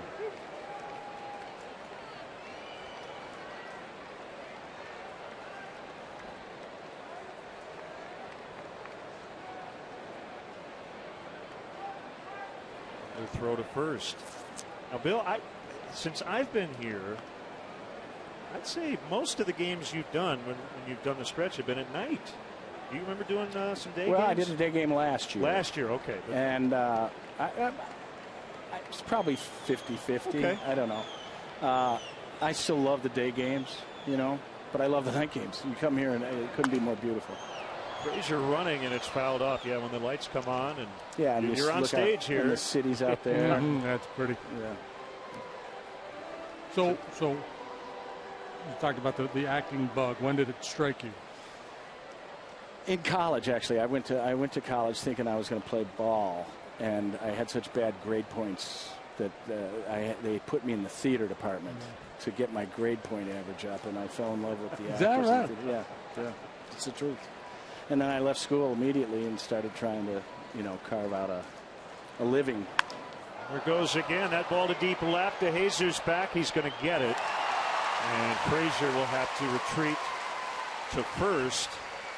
And I know you've told the story before, but your first Cub game involved a brawl. You were 7 years old. Unbelievable. And I actually pieced together all the information from Ron Santo, God bless him. I was in the second row. We were in, somebody in our family had met Phil Wrigley. Somehow we got tickets, and I was 6.5 years old or something, and Jim Brewer was on the mound. I finally found out from Santo that it was Billy Martin that went out, because all of a sudden this brawl took place on the mound, and Brewer, this guy was just punching my pitcher in the face. Broke his jaw. Is that right? Oh, yeah. Wow. There was lawsuits about it and such. And that's all I remembered was these two men, like literally like 35 yards away, just pounding on each other. That was back in the days when the benches didn't necessarily get out there. Billy got his licks in right off the bat. And that day you fell in love with baseball. I did. Innocence lost. You're at the ballpark. You're eating popcorn. And all next thing, two grown men are wailing on each other. I know. It was just so shocking for, you know, a little kid, and we were so close to it. Yeah, I mean, it's been a lifelong love affair. Ball line foul. Now, JD, did you pitch for Billy? Who was your manager when you came up? Yogi first, Yogi? and then Billy. But I was there so briefly in New York both times. I don't even think Billy knew I was there initially. I got called up. Normally when you get called up, the manager would call you into his office. Hey, kid, welcome. Good to have you. Here's how we're going to use you. Nah, just. Pitching coach said, just go hang out in the bullpen, and we'll let you know if we're going to use you. Shortly thereafter, I was traded. He was a character, man. Yeah, if you're going to, boy, that ball. Wow. Fortunately, missed everybody in the Cub dugout. It looked like David Bell would have taken the worst of it. So that's right where we were sitting for that. Billy for the Brewer fight, yeah. 2 strikes on Phillips. I got to tell you, if you're going to be a Yankee as briefly as you were, to be able to say those 2 legends were your manager, that's pretty cool. Yeah, I got dissed by both of them. And then Yogi came over, was on the coaching staff in Houston when I was there.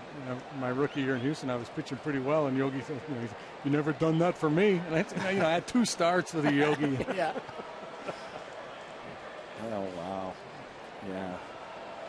The Billy line was, it was in '85. The Yankees were in a pennant race, and the Mets had Doc Gooden was just lighting it up. And Billy's line was, and this is when I realized that he knew I was there. He said, the Mets got Doc Gooden, and I got Deshays and Mike Armstrong. And then, just kind of. So, ball players most of them have a guy they looked up to as a player, or, followed. It was anybody in the acting world that you. Honestly, the first person that I really sort of thought it was Marlon Brando. I mean, I never thought about acting. I never thought that there was a craft to it until I saw Brando. Mm-hmm. Starting with The Godfather, and then I went back and saw all of his other movies. And I think that if you ask probably half the actors my age and older who was influenced them, they'd say Marlon Brando. He just brought such an amazing new thing to the American theater and to films, you know, that I think he changed acting, certainly in America, for forever, you know. It's a great call.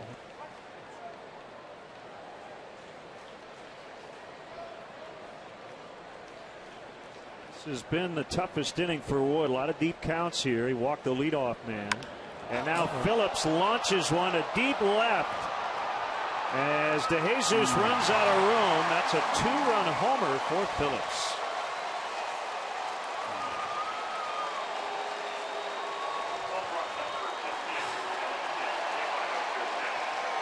Well, third time through the order, dangerous part of the Reds' batting order. Frazier with a good tough at-bat. Same for Votto. They were able to retire him in a deep drive, but Phillips ultimately wins this battle. Trying to throw a little backdoor cutter, and this pitch has hurt Travis from time to time this year when he tries to throw that backdoor cutter and it just drifts over, catches too much of the plate. That's our Ford home run replay. 89 driven in now for Brandon Phillips. Jay Bruce on the first pitch pops it up. Castro in shallow left center. Man, that's too bad. And the way Latos has pitched tonight with 2 runs seemed like a lot. Well, obviously Ronnie was your guy. Ernie and Billy and Fergie, all the Hall of Famers. Give us another Cub who may not have been here long, but just somebody you really liked. Well, I loved Adolfo Phillips. You know, I like Bobby Dernier too. Oh yeah, Bobby Dernier. There weren't too many guys I didn't like. Phil Regan, the Vulture. The Vulture, yeah.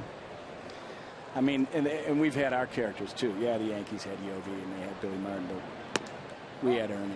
That's right. And both had Pepitone. Ernie's getting the Medal of Freedom. Yeah, how about that? I think he'll be here tomorrow. Oh, great. And well deserved. Oh, man. 1 ball, no strikes on Ryan Ludwig. Joe Pepitone. There was a hairdo. Yep. What's up with that? It was the 70s. I guess. That's what you did back then. So the beard, is this for the play? For the yeah, play? I'm scraggly everywhere because the guy lives in the jungle. You know. Got it. But you're okay with that. I'm fine. You roll that way. Yeah. That's all good. If they pay me any money, I'll save look it, any way you grow it. want. You know.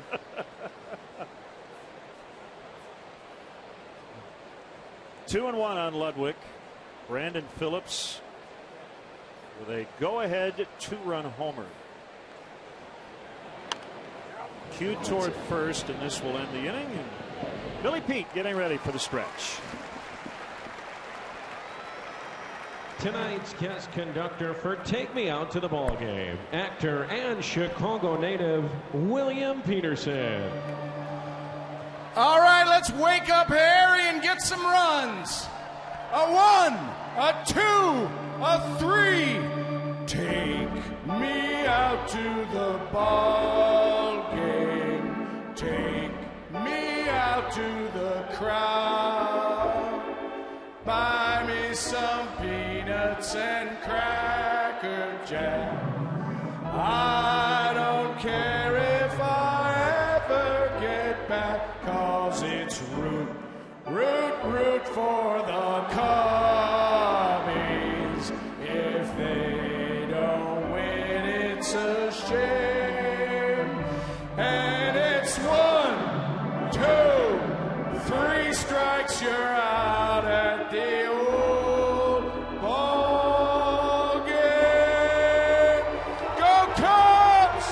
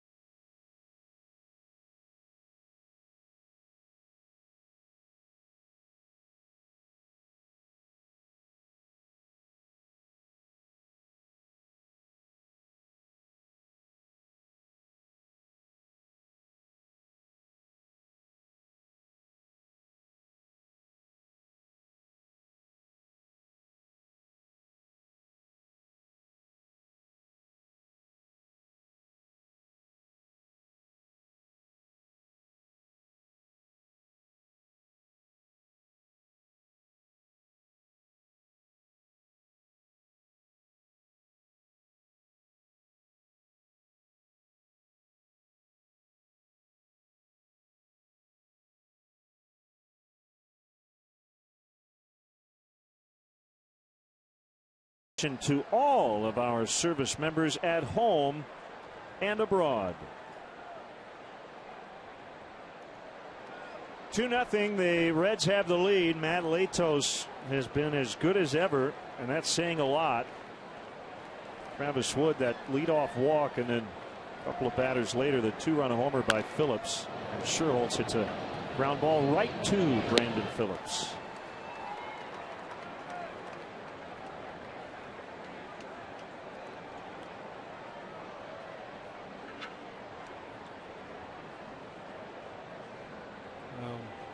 Matt Latos giving Dusty Baker exactly what he was hoping to get here tonight, a shutdown performance going deep into this ball game. They played a bunch of innings yesterday. Yeah, they used their entire bullpen save for Alfredo Simon. So they've got some guys who he'd rather not even think about using tonight.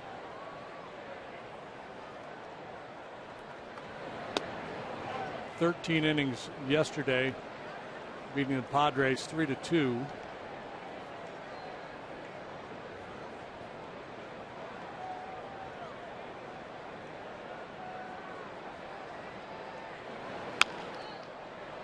Backhanded play. Todd Frazier. 3 pitches, 2 outs.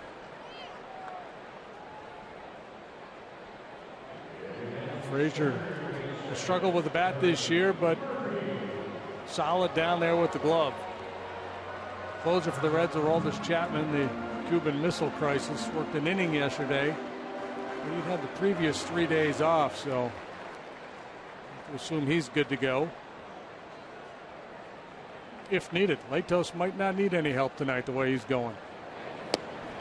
Well, undoubtedly somebody's sitting at home saying, well, why are the Cubs swinging at all these early pitches in the count? Well, I think that slider is the reason.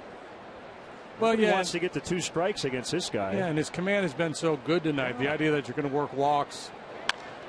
That ball driven out into deep left center. Ludwig on the move, won't get it. It'll one-hop the wall, and Murphy is 2 out of 3. The Cubs' first extra base hit. It's a double. Yeah, he's the one guy that's solved Latos here tonight. Latos chatting up Adrian Johnson at home plate. Third double to go along with 3 home runs. Those 3 home runs came in consecutive days in Philadelphia. Showing the ability to jump on a fastball.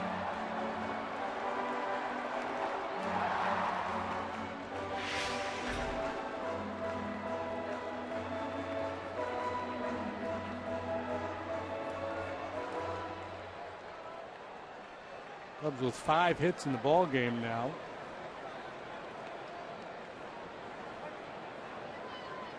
Diana Navarro has walked into the on-deck circle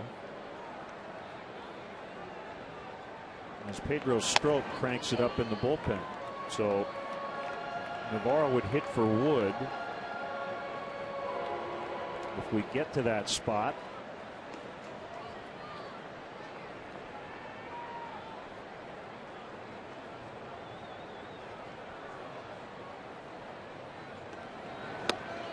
Off the plate inside, 2-0. Can't officially say Wood is done yet, because if Barney makes a 3rd out, Wood's only thrown 89 pitches. So this depends on what Dale wants to do in terms of his starter. Yeah, I got to believe if Barney makes a 3rd out here, Wood goes back out to the mound. 2-1. And I imagine Travis Wood is in there lobbying to take the at bat if Barney were to keep the inning alive.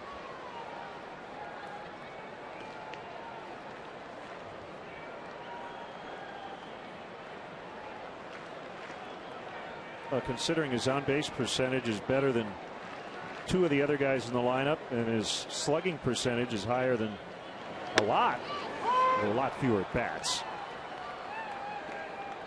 he could make an intriguing case.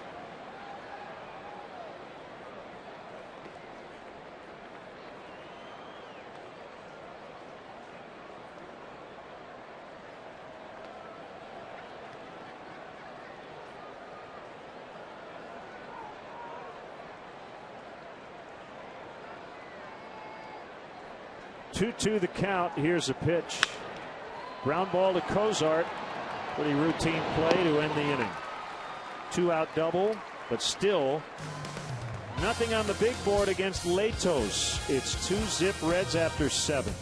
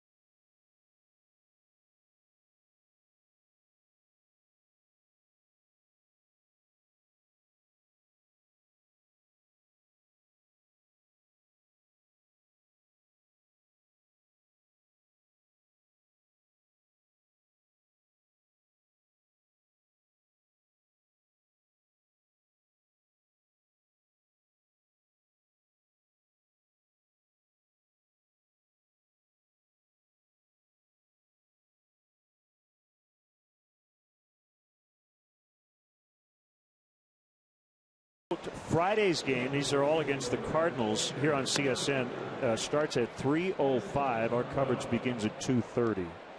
Saturday's game will also start at 3:05, and then Sunday the usual 1:20 first pitch. Time now for our Xfinity high-speed action. Devin Mesoraco leading off the third inning. Trying to stretch a single into a double, but David DeJesus nails him. Mesoraco with the head first slide. Heck of a play by DeJesus. Entertaining game. Mesoraco throwing out at second, Lake gunned down at third. Outstanding pitching.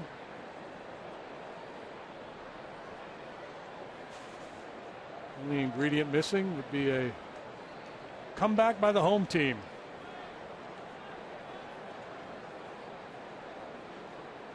So Wood gets another inning. Bounce to third. Murphy slings it to Rizzo.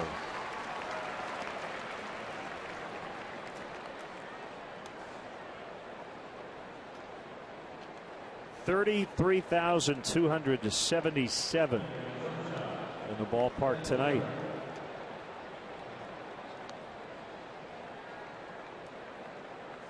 Another matinee final. Oakland got 4 runs in the ninth and beat the Blue Jays 5-1. Go ahead 2-run double by recently acquired Alberto Callaspo. So the A's take 3 of 4 and remain 1 out in the West behind Texas.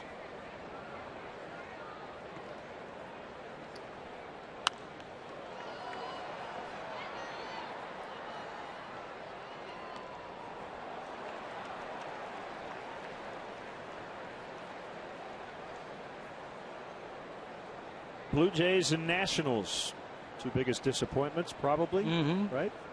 Dodgers were that team. Yeah, they climbed off the year. Yeah, they were able to shred that label. Angels, another team that's really disappointed.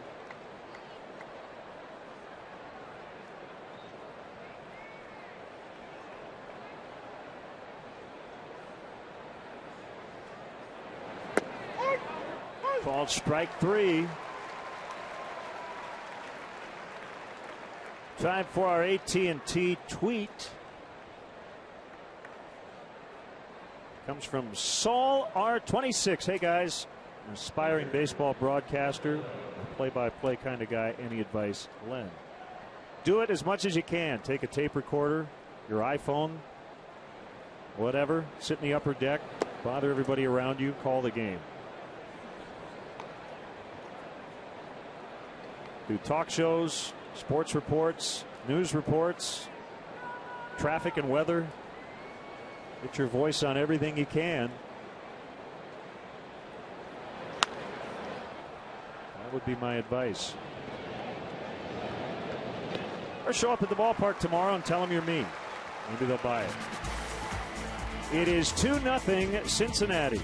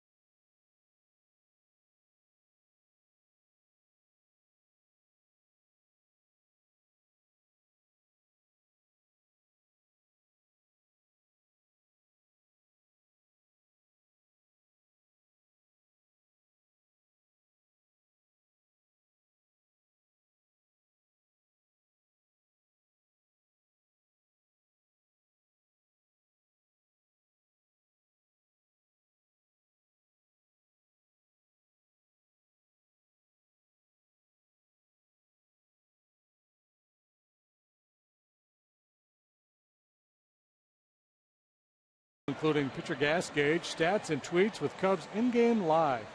Only at CSNChicago.com. Brought to you by Comcast Business Class. Getting late. It's 2-0 Reds. Matt Latos has that complete game look on his face. 76 pitches through 7. Travis Wood was terrific. One of the better starts of the year for the All-Star. But the 2-run homer by Phillips leaves him the pitcher of record for the Cubs. He went 8 innings and only gave up 4 hits.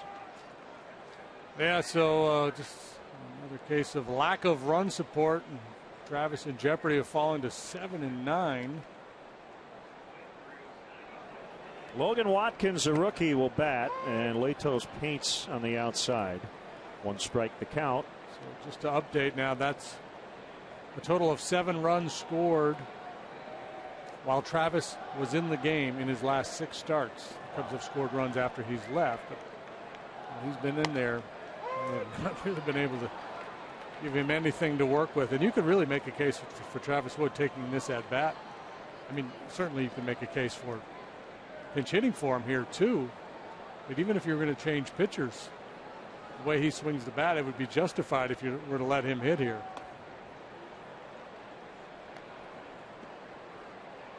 This is how good the 2 starting pitchers have been. These 2 teams have combined to go 9 for 50 tonight. That's less than 200. 2-2. Watkins able to lay off that swing and miss slider that's been so effective for Latos down and in against the lefties. And that's the one thing you really like about Logan Watkins' game. You look at his minor league numbers coming up through. Very patient, works a lot of walks. Good disciplined at bat for the most part. Swing and a miss, strike 3. Chase a bad ball, he just got beat by a fastball.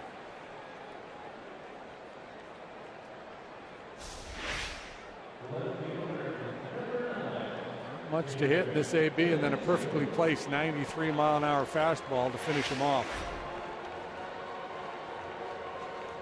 Guessing that little stab with the ball down, his arm extended, and then the exaggerated over the top. I mean, you don't get a good look at him. No, I think you're right. Where he hits that release spot. Comes right over the top. I think he hides the ball well. Lined into left center. Sliding stop by Ludwig, and DeJesus has no choice but to stop at first.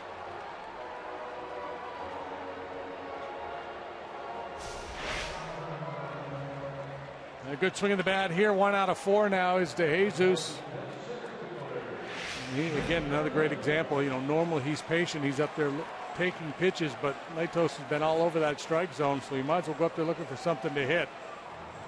Down 2, no sense gambling trying to get to second base. Some movement down in the Reds bullpen.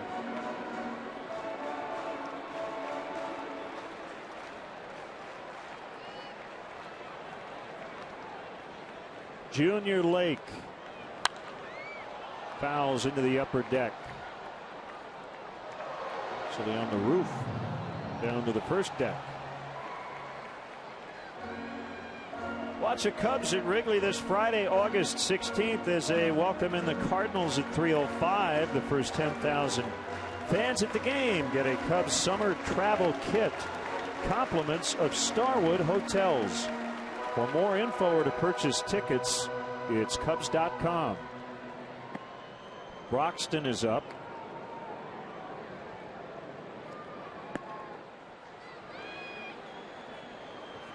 Remember, the Cubs have had some success against Aroldis Chapman this year. Even if you don't tie the game here in the 8th, anything you can do to get Matt Latos closer to coming out of the game would be a good thing for this offense.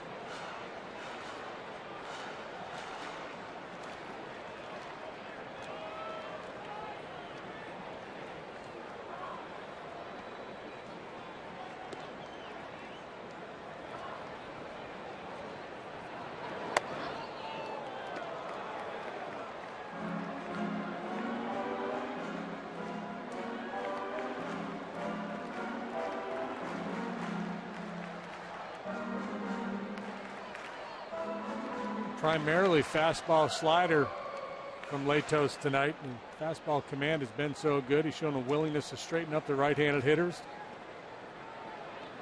Put up that outside corner.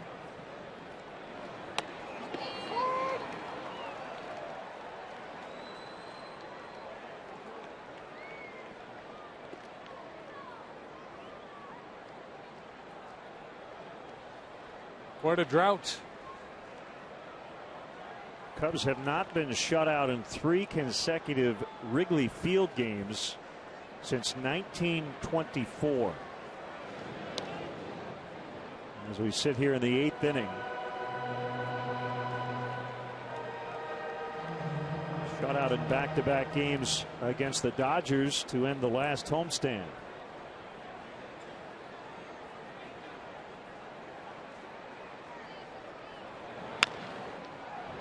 To Cincinnati native David Bell, the third base coach.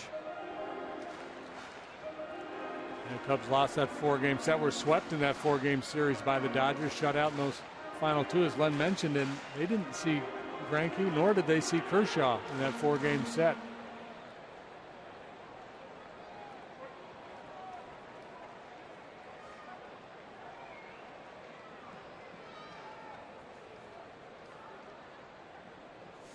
Another 2-2, a swing and a miss, strike 3.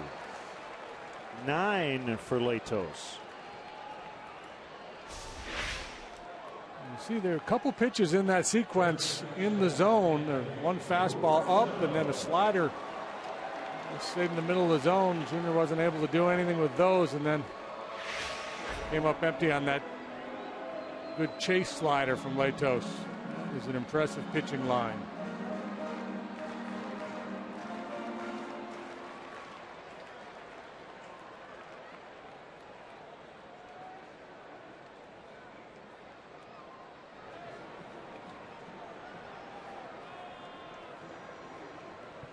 pitch to Rizzo. Ball one.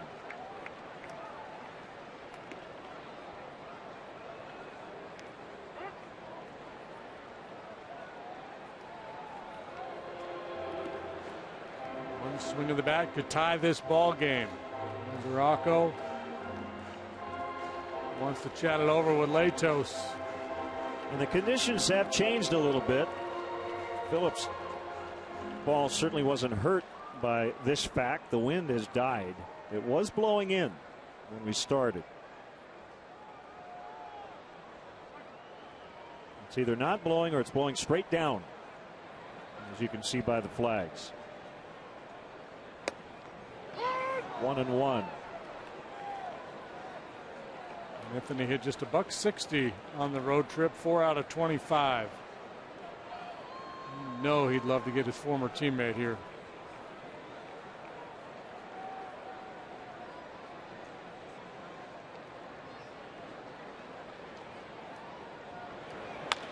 Ground ball is foul.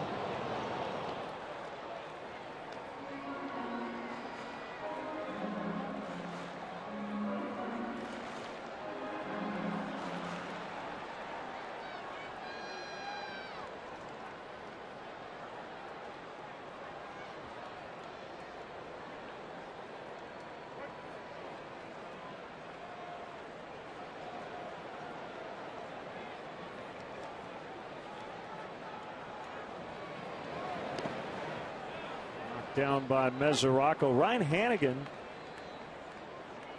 recently came off the disabled list. He'll be in the lineup tomorrow night.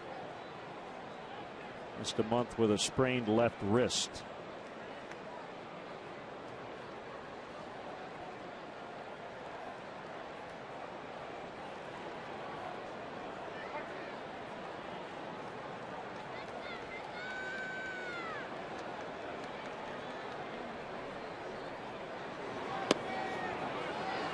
Full count, 3-2. We'll give DeJesus a head start with 2 outs.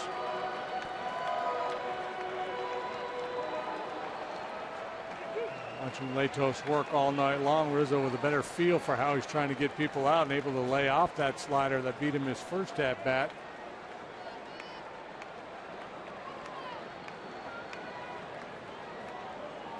Goes to Jesus.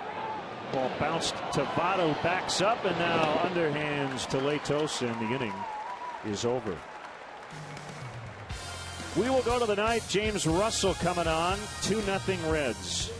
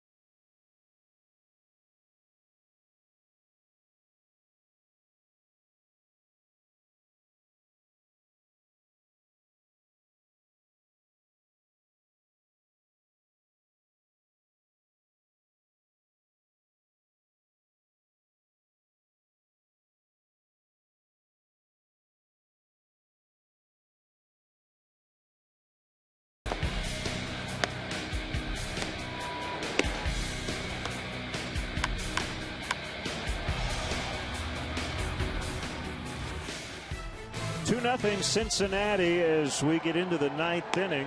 Another Cincinnati native. Grew up in Texas, but he was born in Ohio. James Russell. 2/3 of an inning yesterday, but only 10 pitches made for Russell. 1-3 with a 281 now, 59th appearance. He's not afraid to take the ball.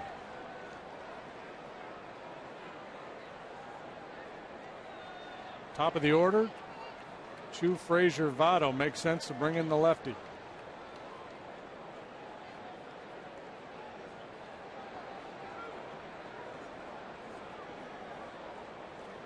Here we go. Russell's pitch is a called strike on a slider. James tied for second in the league in appearances. So Aroldis Chapman getting ready in the Reds bullpen. The fact that he is throwing now would seem to indicate that Latos is done after 8.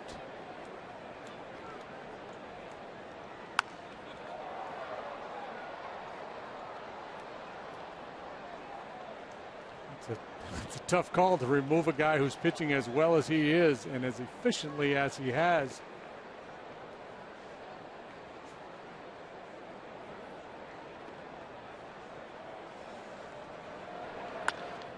On the ground to Barney, moving to his right. Latos has been so efficient tonight. He's thrown 26 balls in 8 innings. So basically 3 balls an inning. A little more than that. 94 pitches through 8.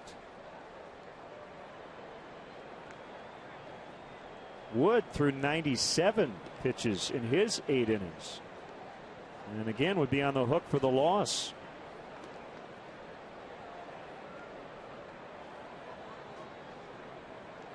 Frazier walked in that key 7th inning. 2 batters later could walk home on the Phillips home run. AT&T U-verse multi-view. It's about all we have to show you tonight. There haven't been a lot of base runners. So we give you batter, pitcher, catcher. Popped up on the infield. Castro for the second out. Don't miss the action. The Cubs and the Cardinals will do battle this Sunday, August 18th at 1:20. And the first 5,000 kids, 13 and younger, get a Cubs tin lunchbox, compliments of Athletico physical therapy. Then after the game, the first 1,000 children can run the bases. For more info or to purchase tickets, visit Cubs.com.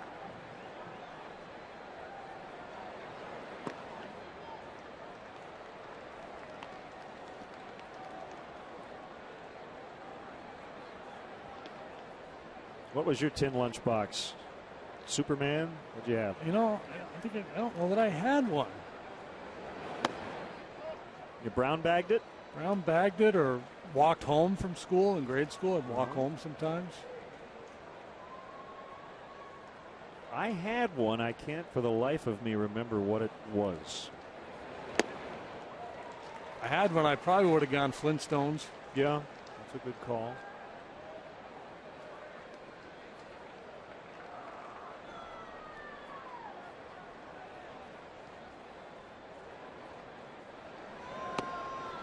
Three balls and a strike on Votto.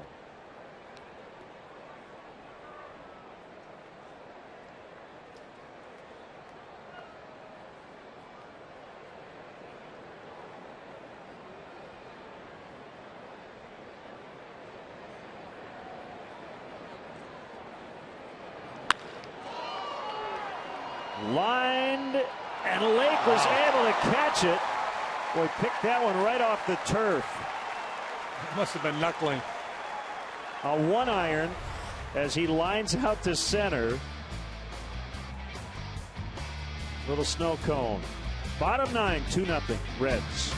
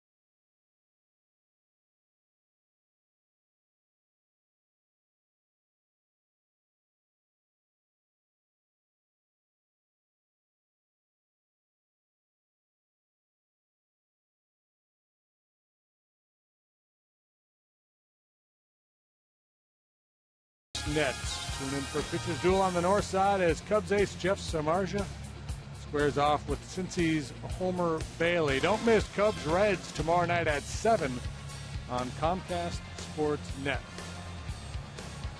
A couple of hard chunking right-handers tomorrow night. Well, Latos was terrific. We'll get a look at the new Reds pitcher. But first, let's go down to the minor leagues. Double-A. Tennessee. Third baseman Christian Villanueva. Couple of hits, including a home run. Same for the first baseman Jonathan Mota. A 9-4 7-inning win over the Montgomery Biscuits. The Biscuits? Yeah. Is it? Oh. Love those minor league nicknames. Jae-Hoon Ha with a 13-game hitting streak at Iowa. We mentioned Chris Bryant. He was headed to Daytona to play for the first place Cubs after a 15-game hitting streak at Boise. Brian Bogusevic also rehabbing at Rookie League Mesa. As I mentioned, the Cubs have had some success against this hard-throwing righty. They had that game on May 3rd. It was here. 2/3 of an inning, 3 runs allowed. So his season ERA in 7 appearances against the Cubs, 4.05. Inside on Castillo at 98. That's his average velocity, 98 miles an hour. He'll get up over triple digits. It's in the occasional slider, but obviously if you're facing Chapman, you're looking dead red. You got to be ready to hit 100 miles an hour.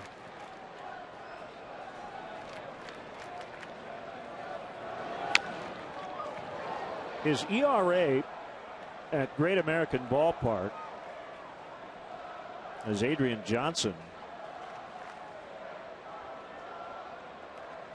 got hit and seems to be checking maybe something in his eye. Not quite sure. Maybe a piece of dirt, perhaps, jumped up and got him in the eye. Chapman at home with a 0.90 ERA, 3 runs in 30 innings. On the road at 661, 12 runs in 16 1/3. 27 saves, but he's blown 4 save all on the road.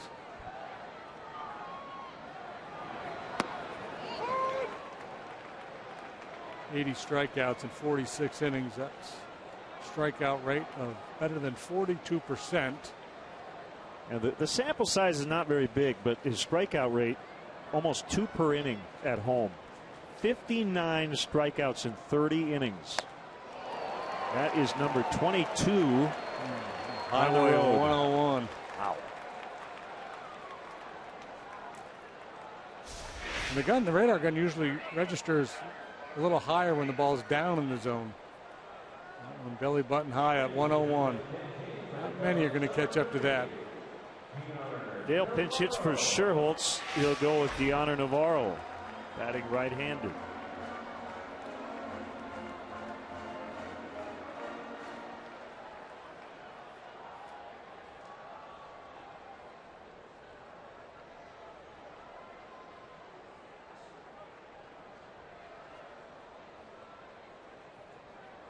He faced 3 batters in the game yesterday, struck them all out.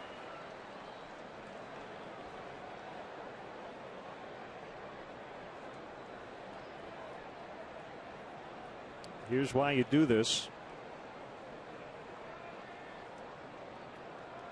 A ton of plate appearances for Navarro. A part-time role, but he's been terrific from the right side and very good off the bench. Sure, but I think Chapman just tried to throw some kind of a changeup. That was a little different looking.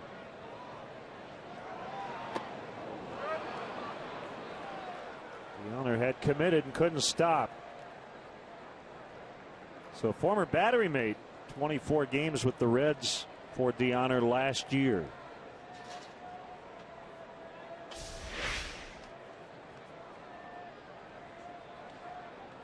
The hitters call that unfair. You have to start so early.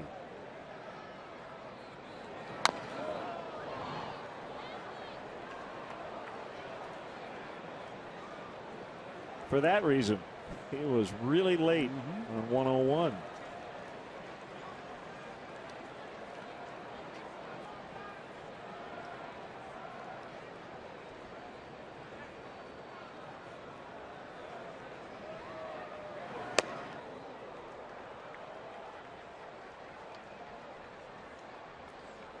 See, it's difficult to second-guess Dusty Baker for bringing Chapman into this game. His closer, this is a move a lot of guys would make. But at one point, he pitched yesterday. If the Cubs are going to make him at least work hard in this game, throw a lot of pitches, he might not be available tomorrow. I don't think that's going to be the case. Earlier in the year, they were trying to stay away from using him 3 days in a row. Dusty would argue, hey, I don't know what tomorrow was going to bring, but the way Latos was pitching, certainly defensible to leave Latos in the game and try to save Chapman. Stay tuned after the game. Cap and Holly will have Cubs post-game live from the ballpark, presented by Blue Cross Blue Shield of Illinois. They'll break down the game, give you their take on the day's action around the league. Cubs post-game live following the game right here on Comcast Sportsnet Plus. One strike on Castro. And this guy gets his breaking ball over. It's all but over.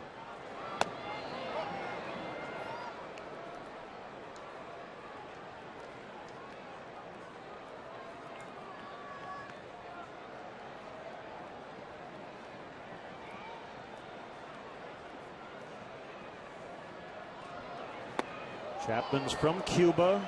Signed a 6-year contract prior to 2010. Fastest pitch ever recorded on the Pitch FX system, 105. That was in San Diego in 2010. He's a strike away here from a save.